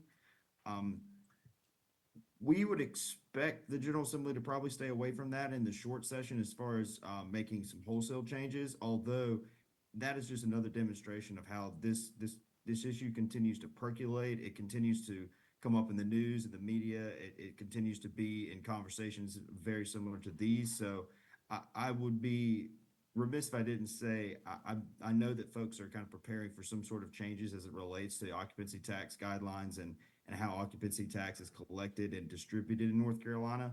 Whether those are wholesale changes in the short session, I would say probably not, but it's very important for us to continue to stay in front of it, to kind of that defensive mind again, stay in front of the issue, but also to be one of the leading voices. To Whitney's point, I don't believe that many of these items were talked about before it was brought before the commission here. Great point, Trafton. And then the last policy goal on your agenda is to seek additional state investment in broadband, including the reallocation of unspent state or federal funds to the GREAT Grant program, as well as additional flexibility for local government investment in broadband infrastructure. You can see this is a couple different buckets here, but we think this goal is timely too. There's been just a really strong upward trajectory in state and federal investment in broadband over the last few years. I don't think you could possibly pour enough money into these programs to get all of these rural communities connected. It's something we take for granted in urban areas like Asheville and Raleigh, but as you get away from those, densely populated areas, this is a really big challenge. So I think this is a great topic, a great goal, and I would love to turn it over to Tim or Commissioner Wells to talk a little bit about the concept we've been discussing for lowering the match threshold, which I think is a fantastic idea, and Trafton and I are really energized to work on that going into 2024 because we think it'll resonate really well with lawmakers in leadership and in the minority party. And it's just a really worthwhile to spend time on. Tim or Commissioner Wells, do you want to talk about our pursuit to bring that matching threshold down so that more counties can participate? I'm happy to kick it off, and then Tim can chime in there. So thank you. First of all, this is a really solid and strong legislative agenda, so thank you both for your work. And specifically around the broadband, we, as you all know, we've been strategically leveraging the state and federal funding over the past few years to bring broadband. And with this current CAB process we're in, right now the way it's written, they're going to require a 30% match for this CAB process. And the reality is there's more than $1 billion for broadband that our state has to deploy. So I would respectfully request that they make some changes around this CAB process to where they basically don't require the county match and instead allow us to provide that funding in the much-needed other infrastructure that we also need. Because as we've been talking about this evening, there's lots of infrastructure needs in the county. So since they have that amount of funding at the state level, it would be very helpful, I'm sure, to many local governments not to require that match. And Tim, any other details with that? I think that's well said. This commission has been very forward-looking on broadband and allocated really useful ARPA dollars for this purpose. What we've seen at the CAB level is it's taken a while to get to this point in time, and so a lot of counties aren't able to participate in the program because of those matching requirements, which are a minimum of 30% match. It's not a max, it's a minimum. And so I think if we saw some change here to that threshold, I think we'd see certainly an improvement for Buncombe County, but certainly across the state as well, and potentially seeing more counties able to engage. The last I heard, less than 30% of counties are participating in this program potentially. So a lot of benefit for us, which is my primary focus, but I think across the state. So. Well said, Tim. And to conclude, I would say that I think not only is this goal forward-looking, but I think your entire agenda is very forward-looking. I think it's very strategic. I think there's so many opportunities within both pieces, both the policy and the appropriations items, to build coalitions, to develop and continue to build upon relationships with legislators from both sides of the aisle. I think your goals are actionable, they're viable, they're strong. They're, if achieved, they're meaningful to the people who live in Buncombe County, the people in the community. So I really have to congratulate you on being so thoughtful about this. I mean, we see legislative agendas sometimes from other jurisdictions, from other folks we work with, come forward, and these things are just filled with goals that are kind of pie in the sky and unrealistic, or even worse, goals that we can't really delineate a good, a really rational explanation for why this goal would exist on a local government's agenda and how it will positively impact the people who live there. None of that is true about your agenda. Every single goal has a concrete tie-in to the folks who call Buncombe County home. And I think every single goal on this list is actionable and viable. We hope to get the remainder in 2024. We had a lot of success in 2023. If not, I think these are goals that you all can build upon in the long term. But I really do think you should be proud of this. And you all have spent a lot of time working on this and giving us feedback to develop this agenda, particularly in 2022 as we were planning ahead for the entire biennium. And so you all should be really proud of this document. I'm proud of it, and I'm proud of your work on it, and proud to carry it into Raleigh with Trafton. And before I toss it back over to Tim, I will just say what I've said before this commission before, and that is these are the anticipated items, but we will spend probably 50% of our time on items that we have yet to anticipate. We obviously are always looking for a defensive posture. But that is just something we're not able to predict. So I just wanted to round us out by saying we appreciate representing the county. It's a joy to work with you all on a daily basis. We will continue to keep you all updated as we get closer to session and, of course, as session begins. But with that, Tim, I think that we can wrap up and take questions from the commission. That's great. Thank you, Whitney and Trafton. We have one more slide, which is just asking y'all to adopt the resolution. But before that, wanted to see what questions, comments that y'all have, anything else you'd like to share related to the agenda or legislative sessions in general. I have one question for Trafton and Whitney. We've been discussing the school merger study, which the General Assembly mandated for us, and I'm wondering, are you optimistic about being able to help us with the $300,000 with that asked? Is that something that needs to be part of this agenda, or is that not necessary? That's a great question, Commissioner Wells. So we have been in contact with both of your senators about this topic, Senator Mayfield and Senator Daniel. We thanked them for their support. They both have came out publicly to say that they support reimbursement for the study. So we thought that was a really positive step. And in light of that, we do feel like we all have reason to be optimistic that reimbursement will come through in the 2024 short session budget. With that being said, this, like all things, and typically the smaller the dollar amount, I feel like the more follow-up is required on our end. This, like all things, will require a lot of follow-up. But we see your senators and your House members nearly every day once session starts.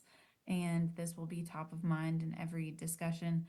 We also plan to speak with the appropriations chairs about it on both sides, the House and the Senate. But this is a great topic. I think to your question about whether it needs to be in the agenda or not, this issue kind of popped up, not the study itself, but the thought around the reimbursement really bubbled up around a month ago, maybe 6 weeks ago, 8 weeks ago. And by that point, we were already well on our way with this agenda. So I think we're probably fine having that be covered under Trafton's good point earlier about kind of the reactive goals. And since we set out to create this agenda in 2022 for the 23-24 biennium, and the study wasn't even mandated until 23, I think we can put this in the reactive category.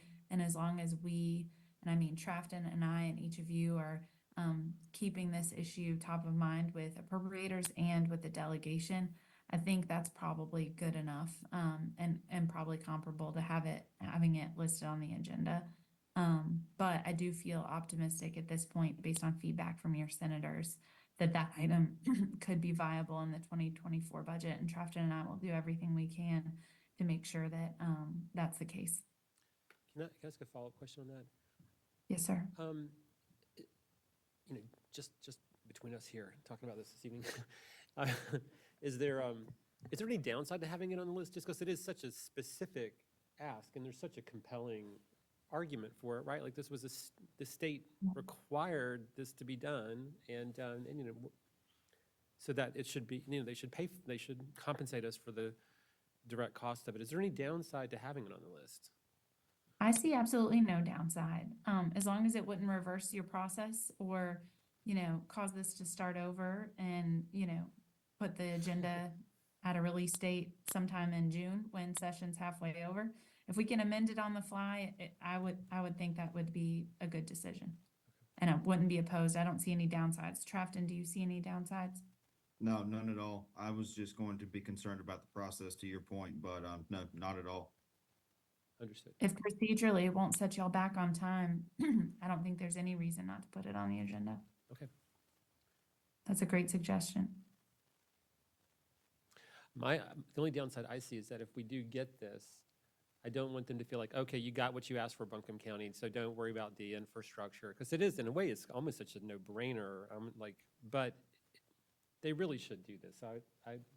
I'm in favor of us making it clear. We really do request that they do that. So, all right, other thoughts, questions, commissioners?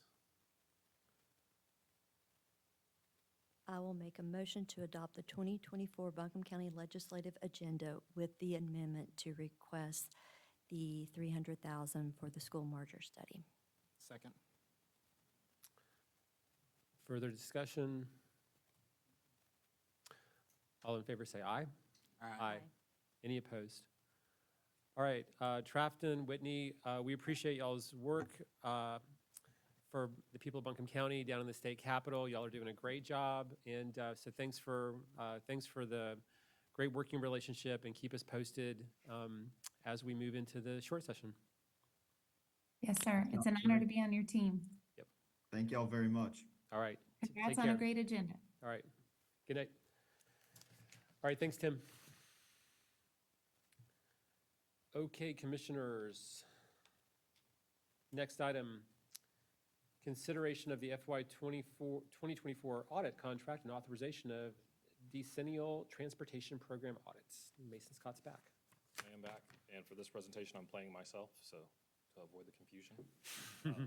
I am combining two items in this agenda item. The FY 24 audit contract is a standard process for us. The transportation audit is new, so we'll discuss both of these, but then ask for two separate items at the end of this presentation.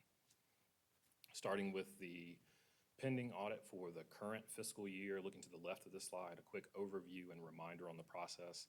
State law and best practice require us to have an annual financial audit every year. Last year, the board awarded a 3-year contract to Malden & Jenkins as our new financial auditor. That was the result of a competitive selection process and the recommendation of the audit committee. As a part of that process, Malden & Jenkins gave us their first 3 years of pricing, so you'll see highlighted toward the bottom of the screen. The cost for this year would be $192,000, which is a slight escalation as planned and expected over last year. Moving to the right, our proposed timeline for this year, or timeline as it has occurred, We did have a conversation with the audit committee in their March meeting. They discussed the audit contract and recommend your approval for this year, standing in front of you for your consideration today. Our proposed timeline for the actual audit is that we would kick off later this month or in early May and work through November with an anticipated completion date of November 30th. And we have already started working with some of our partners and third-party reporters to hopefully achieve that timeline this year. And then the January 2025 report out back to you all as a tentative date, kind of a no later than. We hope to. If we get the work done sooner, obviously we would come see you sooner, but that's the proposed timeline there. Are there any questions or discussion on the standard fiscal audit for this year? Okay. So then we will move to the 2024 decennial transportation audit. Let me make this move. So while Nick brings it back for me. Again, we'll look at the left of the screen for an overview. This is a new process for us, so very high level. As a recipient of federal transportation dollars, Buncombe County does send transportation data from our transportation program to the Federal Transit Administration's National Transit Database on a regular basis. Beginning in 2018, the FTA does require that there is an audit of the program and financial data related to disbursement of those federal funds. As a part of that, they do require sign off by an external auditor. The requirement was effective beginning in 2018, but it's a rolling implementation. So although it's been in place for several years, this is the first time that we are specifically going through this audit. As any other grant compliance audit, there are some very specific procedures for how this has to be performed. In this case, those procedures are defined by the Federal Transit Administration and the American Institute of CPAs. Our current auditor has experience in this specific type of audit. Most recently, I believe they completed a transportation audit for Orange County a couple of years ago, so they have recent practice. You'll see listed here the proposed price range for this particular engagement, and the plan is to use funds that are already within our transportation fund. So no new general fund dollars for this. Moving to the right side of the screen, again, a proposed timeline for this one. We included this in our discussion with the audit committee in March. They recommend that you all approve authorizing county management to enter into this engagement. Again, considering this ask today, there is a staggered timeline for this. So this audit requires that the annual financial audit has been completed. So you'll see here that we would not expect to kick off until sometime in the new year or later this calendar year when that is done. And again, March of 2025 is a no later than date. So at the latest, we would get a presentation back to you all and county management. The standard practice has been that our auditor would not come forward for a presentation unless you all requested it or there were outstanding or some sort of significant findings from that audit. So no later than March, you would have a report to read, but we wouldn't necessarily spend time in a meeting discussing that. Are there any questions on this one? So the two separate actions I will ask you to consider are first approval of our standard fiscal year 2024 contract with Malden and Jenkins for that audit in the amount of $192,000.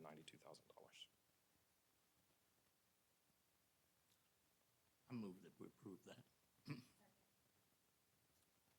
All in favor say aye. Aye. Aye. Any opposed? Thank you. So the second item would be a vote to authorize county management to engage with Malden and Jenkins for the completion of our decennial transportation audit in an amount not to exceed $25,000. So move. Second. All in favor, say aye. Aye. Any opposed? All right, thank you. Thanks, y'all. The next item on our agenda is consideration of the Outdoor Recreation Legacy Program grant and associated issues with the Deaver View Park. And Allison Daines is here to help us out. Thanks for being here. Hey, thank you very much. I appreciate that. Mr. Chairman, Commissioners, good to see you again today. I am here to talk about the Outdoor Recreation Legacy Program grant, commonly known as the ORLEP grant, in regards to the Deaver View property. So just really quick, I'm gonna take a quick look at the View property, our property status. We'll talk about the grant opportunity. We'll look at the implications of that grant opportunity, and then we'll talk about possible paths forward, and then request for board action. So as a reminder, the Deaver View Mountain property is located in the Deaver View community, which is about 5.2 miles from downtown Asheville, 3.6 miles west Asheville, 7.5 miles from Leicester, and 7.9 miles from Candler. Widely seen throughout downtown Asheville. Large, beautiful piece of property at approximately 345-ish acres is where the property is located in the amount of acreage within that property. So the current status of this property is it is owned by a conservation-minded individual who has been working with the Southern Appalachian Highlands Conservancy on a 3-year option to secure the funds needed for the potential of a county donation of the property as a public park. The deadline for this 3-year option to buy is March of 2026. The funding status is that the Southern Appalachian Highlands Conservancy was awarded a Land and Water Fund grant fund in October of 2023, and it was approximately $4.3 million. In April of 2023, I came before you all to discuss that grant, at which point you passed a resolution for staff to support the grant application and to start performing due diligence on the piece of property. So basically, the project is in need of another approximate $4.5 million. The total project cost after the full 3-year option is a little bit closer to $4.9 million, or $8.9 million as a total project. Again, of which about 4.5 has been secured, including private donation. So what has happened is a grant opportunity has come up, this ORLEP grant, which is a federally funded grant through the Land and Water Conservation Fund. And basically what ORLEP does is it is created to aid disadvantaged urban communities that lack access to close-by outdoor recreation. Funds can be used for the acquisition or the development of a substantial renovation of public parks and other outdoor spaces. It is a dollar-for-dollar match granting program. And in 2004, the grant moved from every year to every other year, which is what brings me before you today. The requirements of these grants, all of which the Deaver View property currently could potentially meet, is that we have the proper city population for an incorporated area or county. It must be in a disadvantaged community. The Deaver View site is currently in a census tract that does meet the requirements for that. Another requirement of the grant would be that the use of the site would need to be for outdoor recreation purposes in perpetuity, and that there would be that dollar-for-dollar matching federal share requested by non-federal dollars, of which the LWF funds could be utilized. So the implications for this is that each state has a lead agency, and so North Carolina is the lead agency for the funds, and they solicit proposals out to counties to look for support and select proposals that they fit meet the requirements and eligibility and that they support. So they may apply on behalf of themselves, or they may appoint an eligible primary, or what is known as a program sponsor. So the state was made aware of the Deaver View project, and they did submit a notice of funding opportunity for the Deaver View property land acquisition. This request would be closer to $4.5 million. It would leverage funds to include the LWF funds that SAC has already been awarded, as well as some private donations, again, which brings that closer to $4.5 million. So the request has come from the state for Buncombe County to be the primary applicant, and that SAC would be the supporting nonprofit. This is important is because in order to leverage those funds and the fact that they have moved to an every other year grant cycle, we would need to apply this year for these funds, or we would lose the ability to leverage the current funds that exist through the Southern Appalachian Highlands Conservancy. So the proposal submittal due date is April the 30th. An important note with that is that submission to the state for them to review the proposal is April the 3rd. And so the approval of proposals would come in November of 2024 with a final application deadline of November 2025.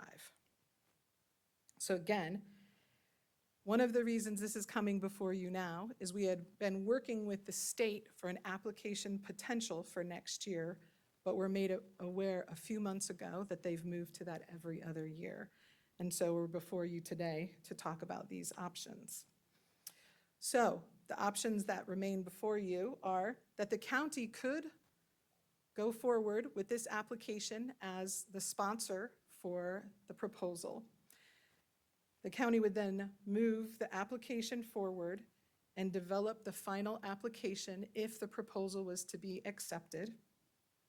We would leverage the funds through the Southern Appalachian Highlands Conservancy, and the award would solidify the land acquisition by the March 2026 date for the purchase of the Deaver View property. We would agree to the ownership of the Deaver View property and development of the property as a passive recreation park with public access in perpetuity. We would have 3 years to develop and open this piece of property from the date of award, so it would be 2029.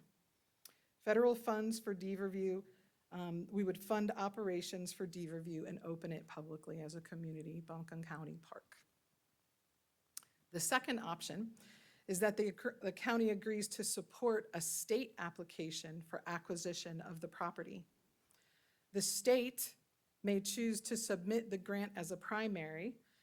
The grant submittal and award allows for completion of acquisition of Deaver View property by the Southern Appalachian Highlands Conservancy. There's a potential for future negotiation for the operations of Deaver View property as a potential park with the state.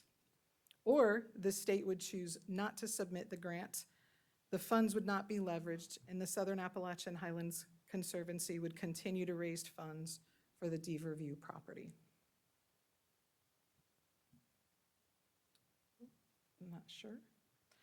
With that, I'm going to open it to discussion and ask for direction from staff. All right, commissioners, it says we're supposed to discuss, so let's discuss. Well, Thanks for the presentation. Great information. So great project. So yes, thanks for this update. And it's exciting that we've already been awarded $4 million from the state to help with this. And then these federal funds, if we're successful in getting those, I mean, that's very significant to be able to acquire that amount of funding to purchase this project and make it happen. I know I hear from people all over the community how excited they are, like when I meet them talking about this specific project and being able to conserve this mountain, have recreational access. So I think it's one of the things that definitely get people excited in the community. And we hear a lot of, I'll say I hear a lot of support for it. And so for me, going with it as the county as the primary is the option that I would support, because there's no guarantee the other way if you go with the state whether or not they'll even put that forward, and we would certainly very likely miss the timeline that is necessary for the acquisition.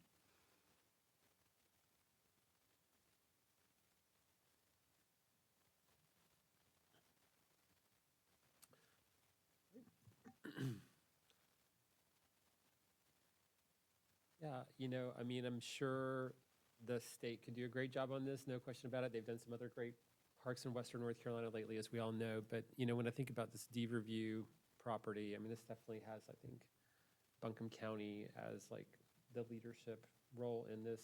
So I know that puts some additional responsibilities on local government, but for the reasons that Commissioner Wells outlined, I think our constituents want us to take those responsibilities on because there's going to be so much public benefit and utilization of it. So I definitely support the idea of being able to try to kind of control our destiny on how this plays out in partnership with the state and others, of course. So I'm very supportive of that direction as well.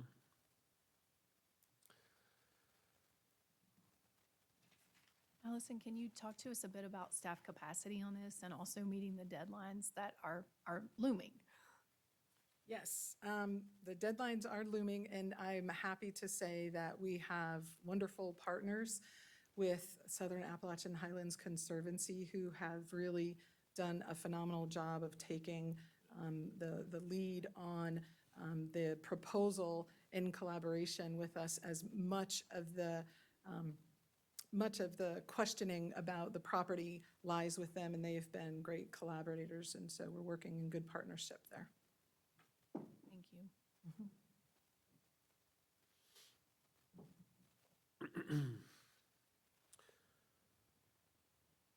And Ms. Pender, is this another item where you would like to have us vote to kind of formalize this on the record? Yep. Okay. Vote that we move forward with the county as the primary. Second. All right, further discussion.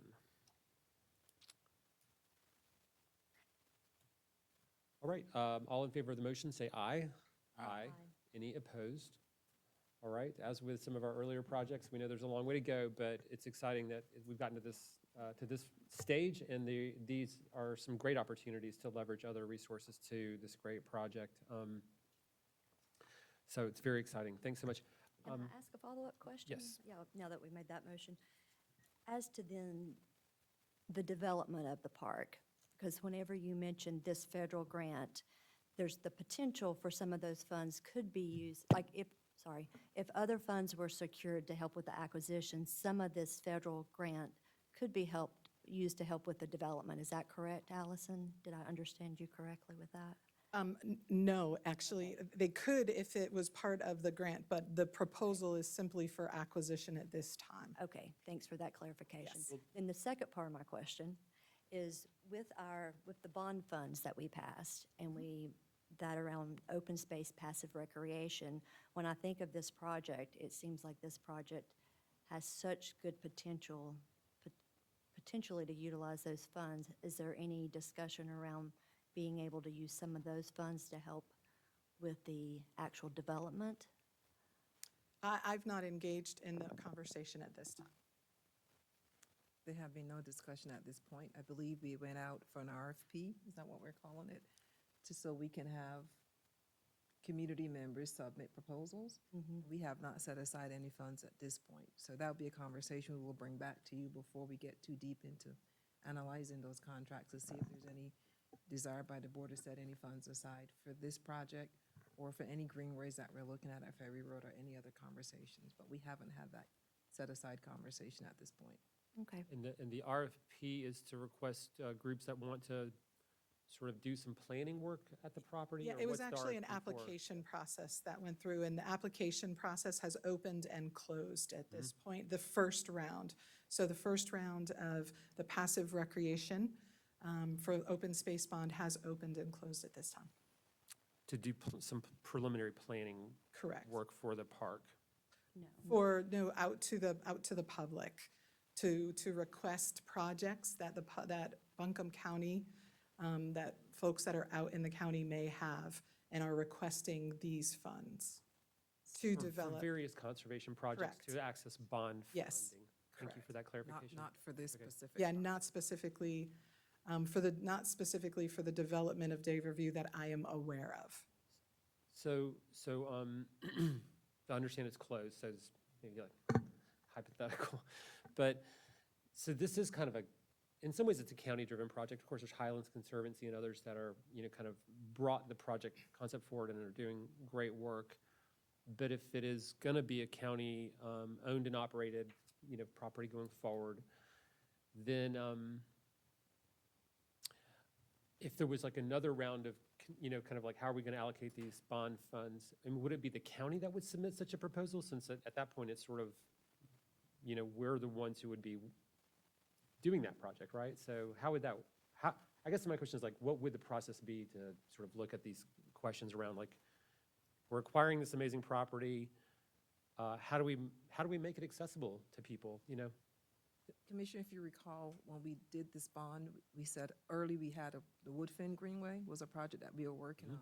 Right. So we set aside funds for that. And so the conversation has not had around this specific project because we were not expecting to apply in '24. We were planning for 2025. So we did not put any application in to the application process that just closed. So my question to you, commissioners, would be, do we want to set aside any of that funding since we know this project is coming, similar to what we did with Woodfin? And then we will have a smaller pot to allocate when we look at those applications that just closed. Great.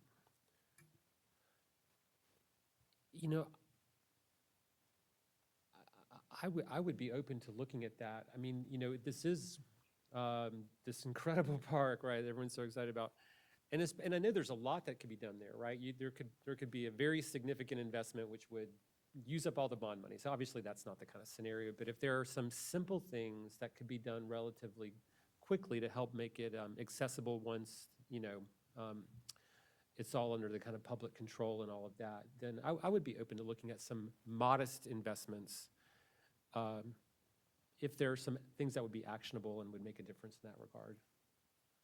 Other thoughts on this? I know this isn't really the agenda item, but just while the It property's is on not, so our- we will bring that back at a future item before we start to allocate any funds or look through those applications. Yeah. Let us work on that and bring that back to you.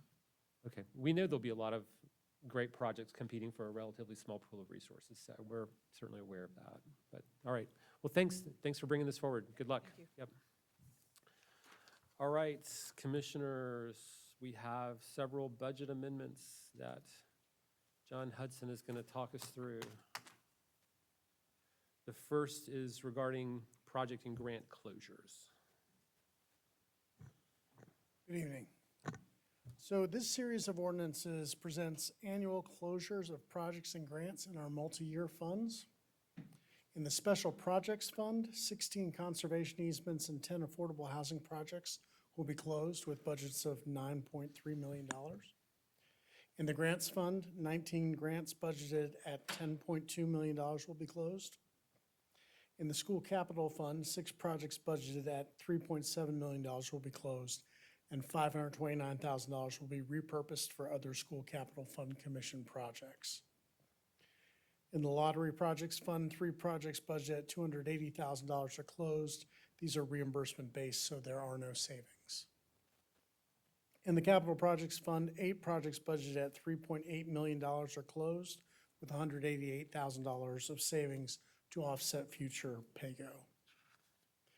In the Solid Waste Enterprise Capital Projects Fund, 5 projects budgeted at $4 million will be closed, and savings will offset future pay-go and also be transferred to the Enterprise Fund to offset debt service payments. Are there any questions on that one? Motion to approve the budget amendments. All in favor say aye. Aye. Any opposed? All right, the next one is consideration of an amendment to realize unanticipated forfeiture funds. The Sheriff's Office would like to realize $250,000 of unanticipated forfeitures revenue to purchase surveillance equipment. I'll make a motion to approve. Second. All in favor say aye. Aye. Any opposed?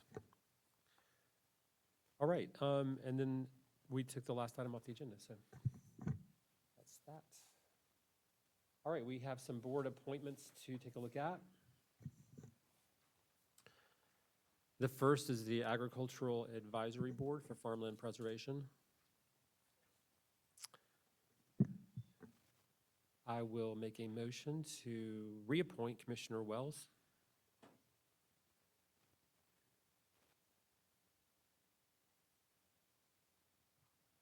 Are you willing to serve? Okay, all right. All in favor, say aye. Aye. Any opposed? All right. Next is we've got two appointments to the Environmental and Energy Stewardship. We had one more reappointment to the Ag. I'm sorry. I'll make a motion to reappoint Susie Rankin. My bad. All in favor, say aye. Aye. Aye. Any opposed? Okay, next is the Energy and Environment Stewardship Subcommittee. Commissioner Wells, do you want to? We have two appointments here. Yes, and first of all, I want to say we had an excellent pool of candidates, and it made me wish that we had another position on there, so we'll definitely want to let them know when we do have another opening. But based on the discussion we had and looking at kind of the breadth that we wanted to have on the committee, we are recommending that, so I'll make a motion to appoint Robert McDonald and Josh Littlejohn.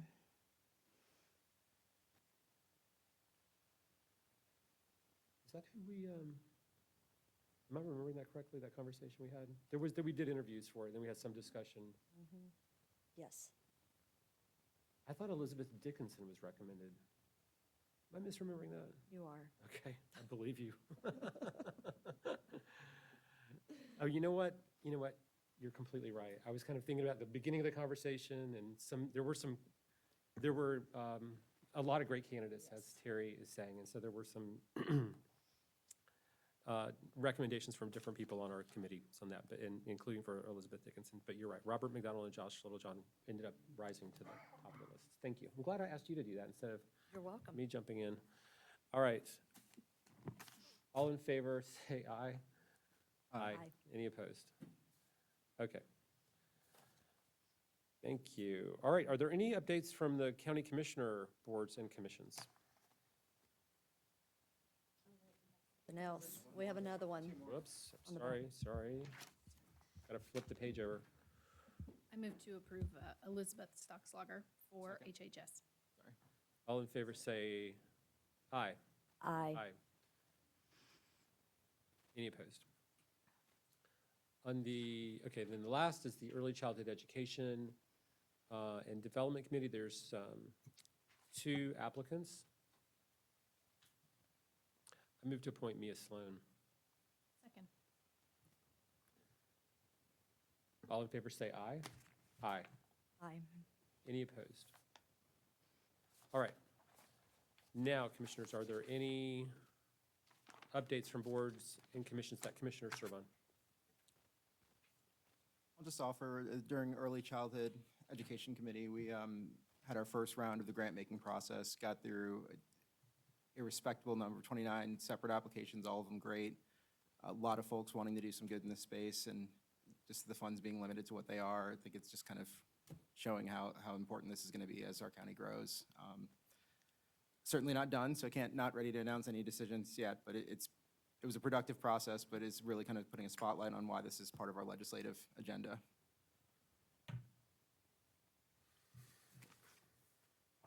Excellent. Thank you. Any others? All right, very good. We've got a couple of announcements to make on April 16th at 3 p.m. The commissioners will hold their briefing meeting at 200 College Street, room 326 in downtown Asheville. On April 16th at 5 p.m., the county commissioners will hold their regular meeting at 200 College Street, room 326 in downtown Asheville. On April 23rd at 9 a.m., the commissioners will hold a budget work session at 200 College Street, first floor conference room, downtown Asheville. We do have a need for a closed session on a couple of items. Mr. Free, would you explain what they are? Yes, sir. I need a motion to go into closed session pursuant to General Statute 143, 31811A3 to discuss matters with legal counsel retained or employed by the county. And we just are needing direction from the board on those items at this time. All right. Is there a motion to go into closed session? So moved. All in favor, say aye. Aye. Any opposed? All right, and when we're finished with the closed session, Our intent is to just adjourn the meeting. There'll be no additional action taken this evening.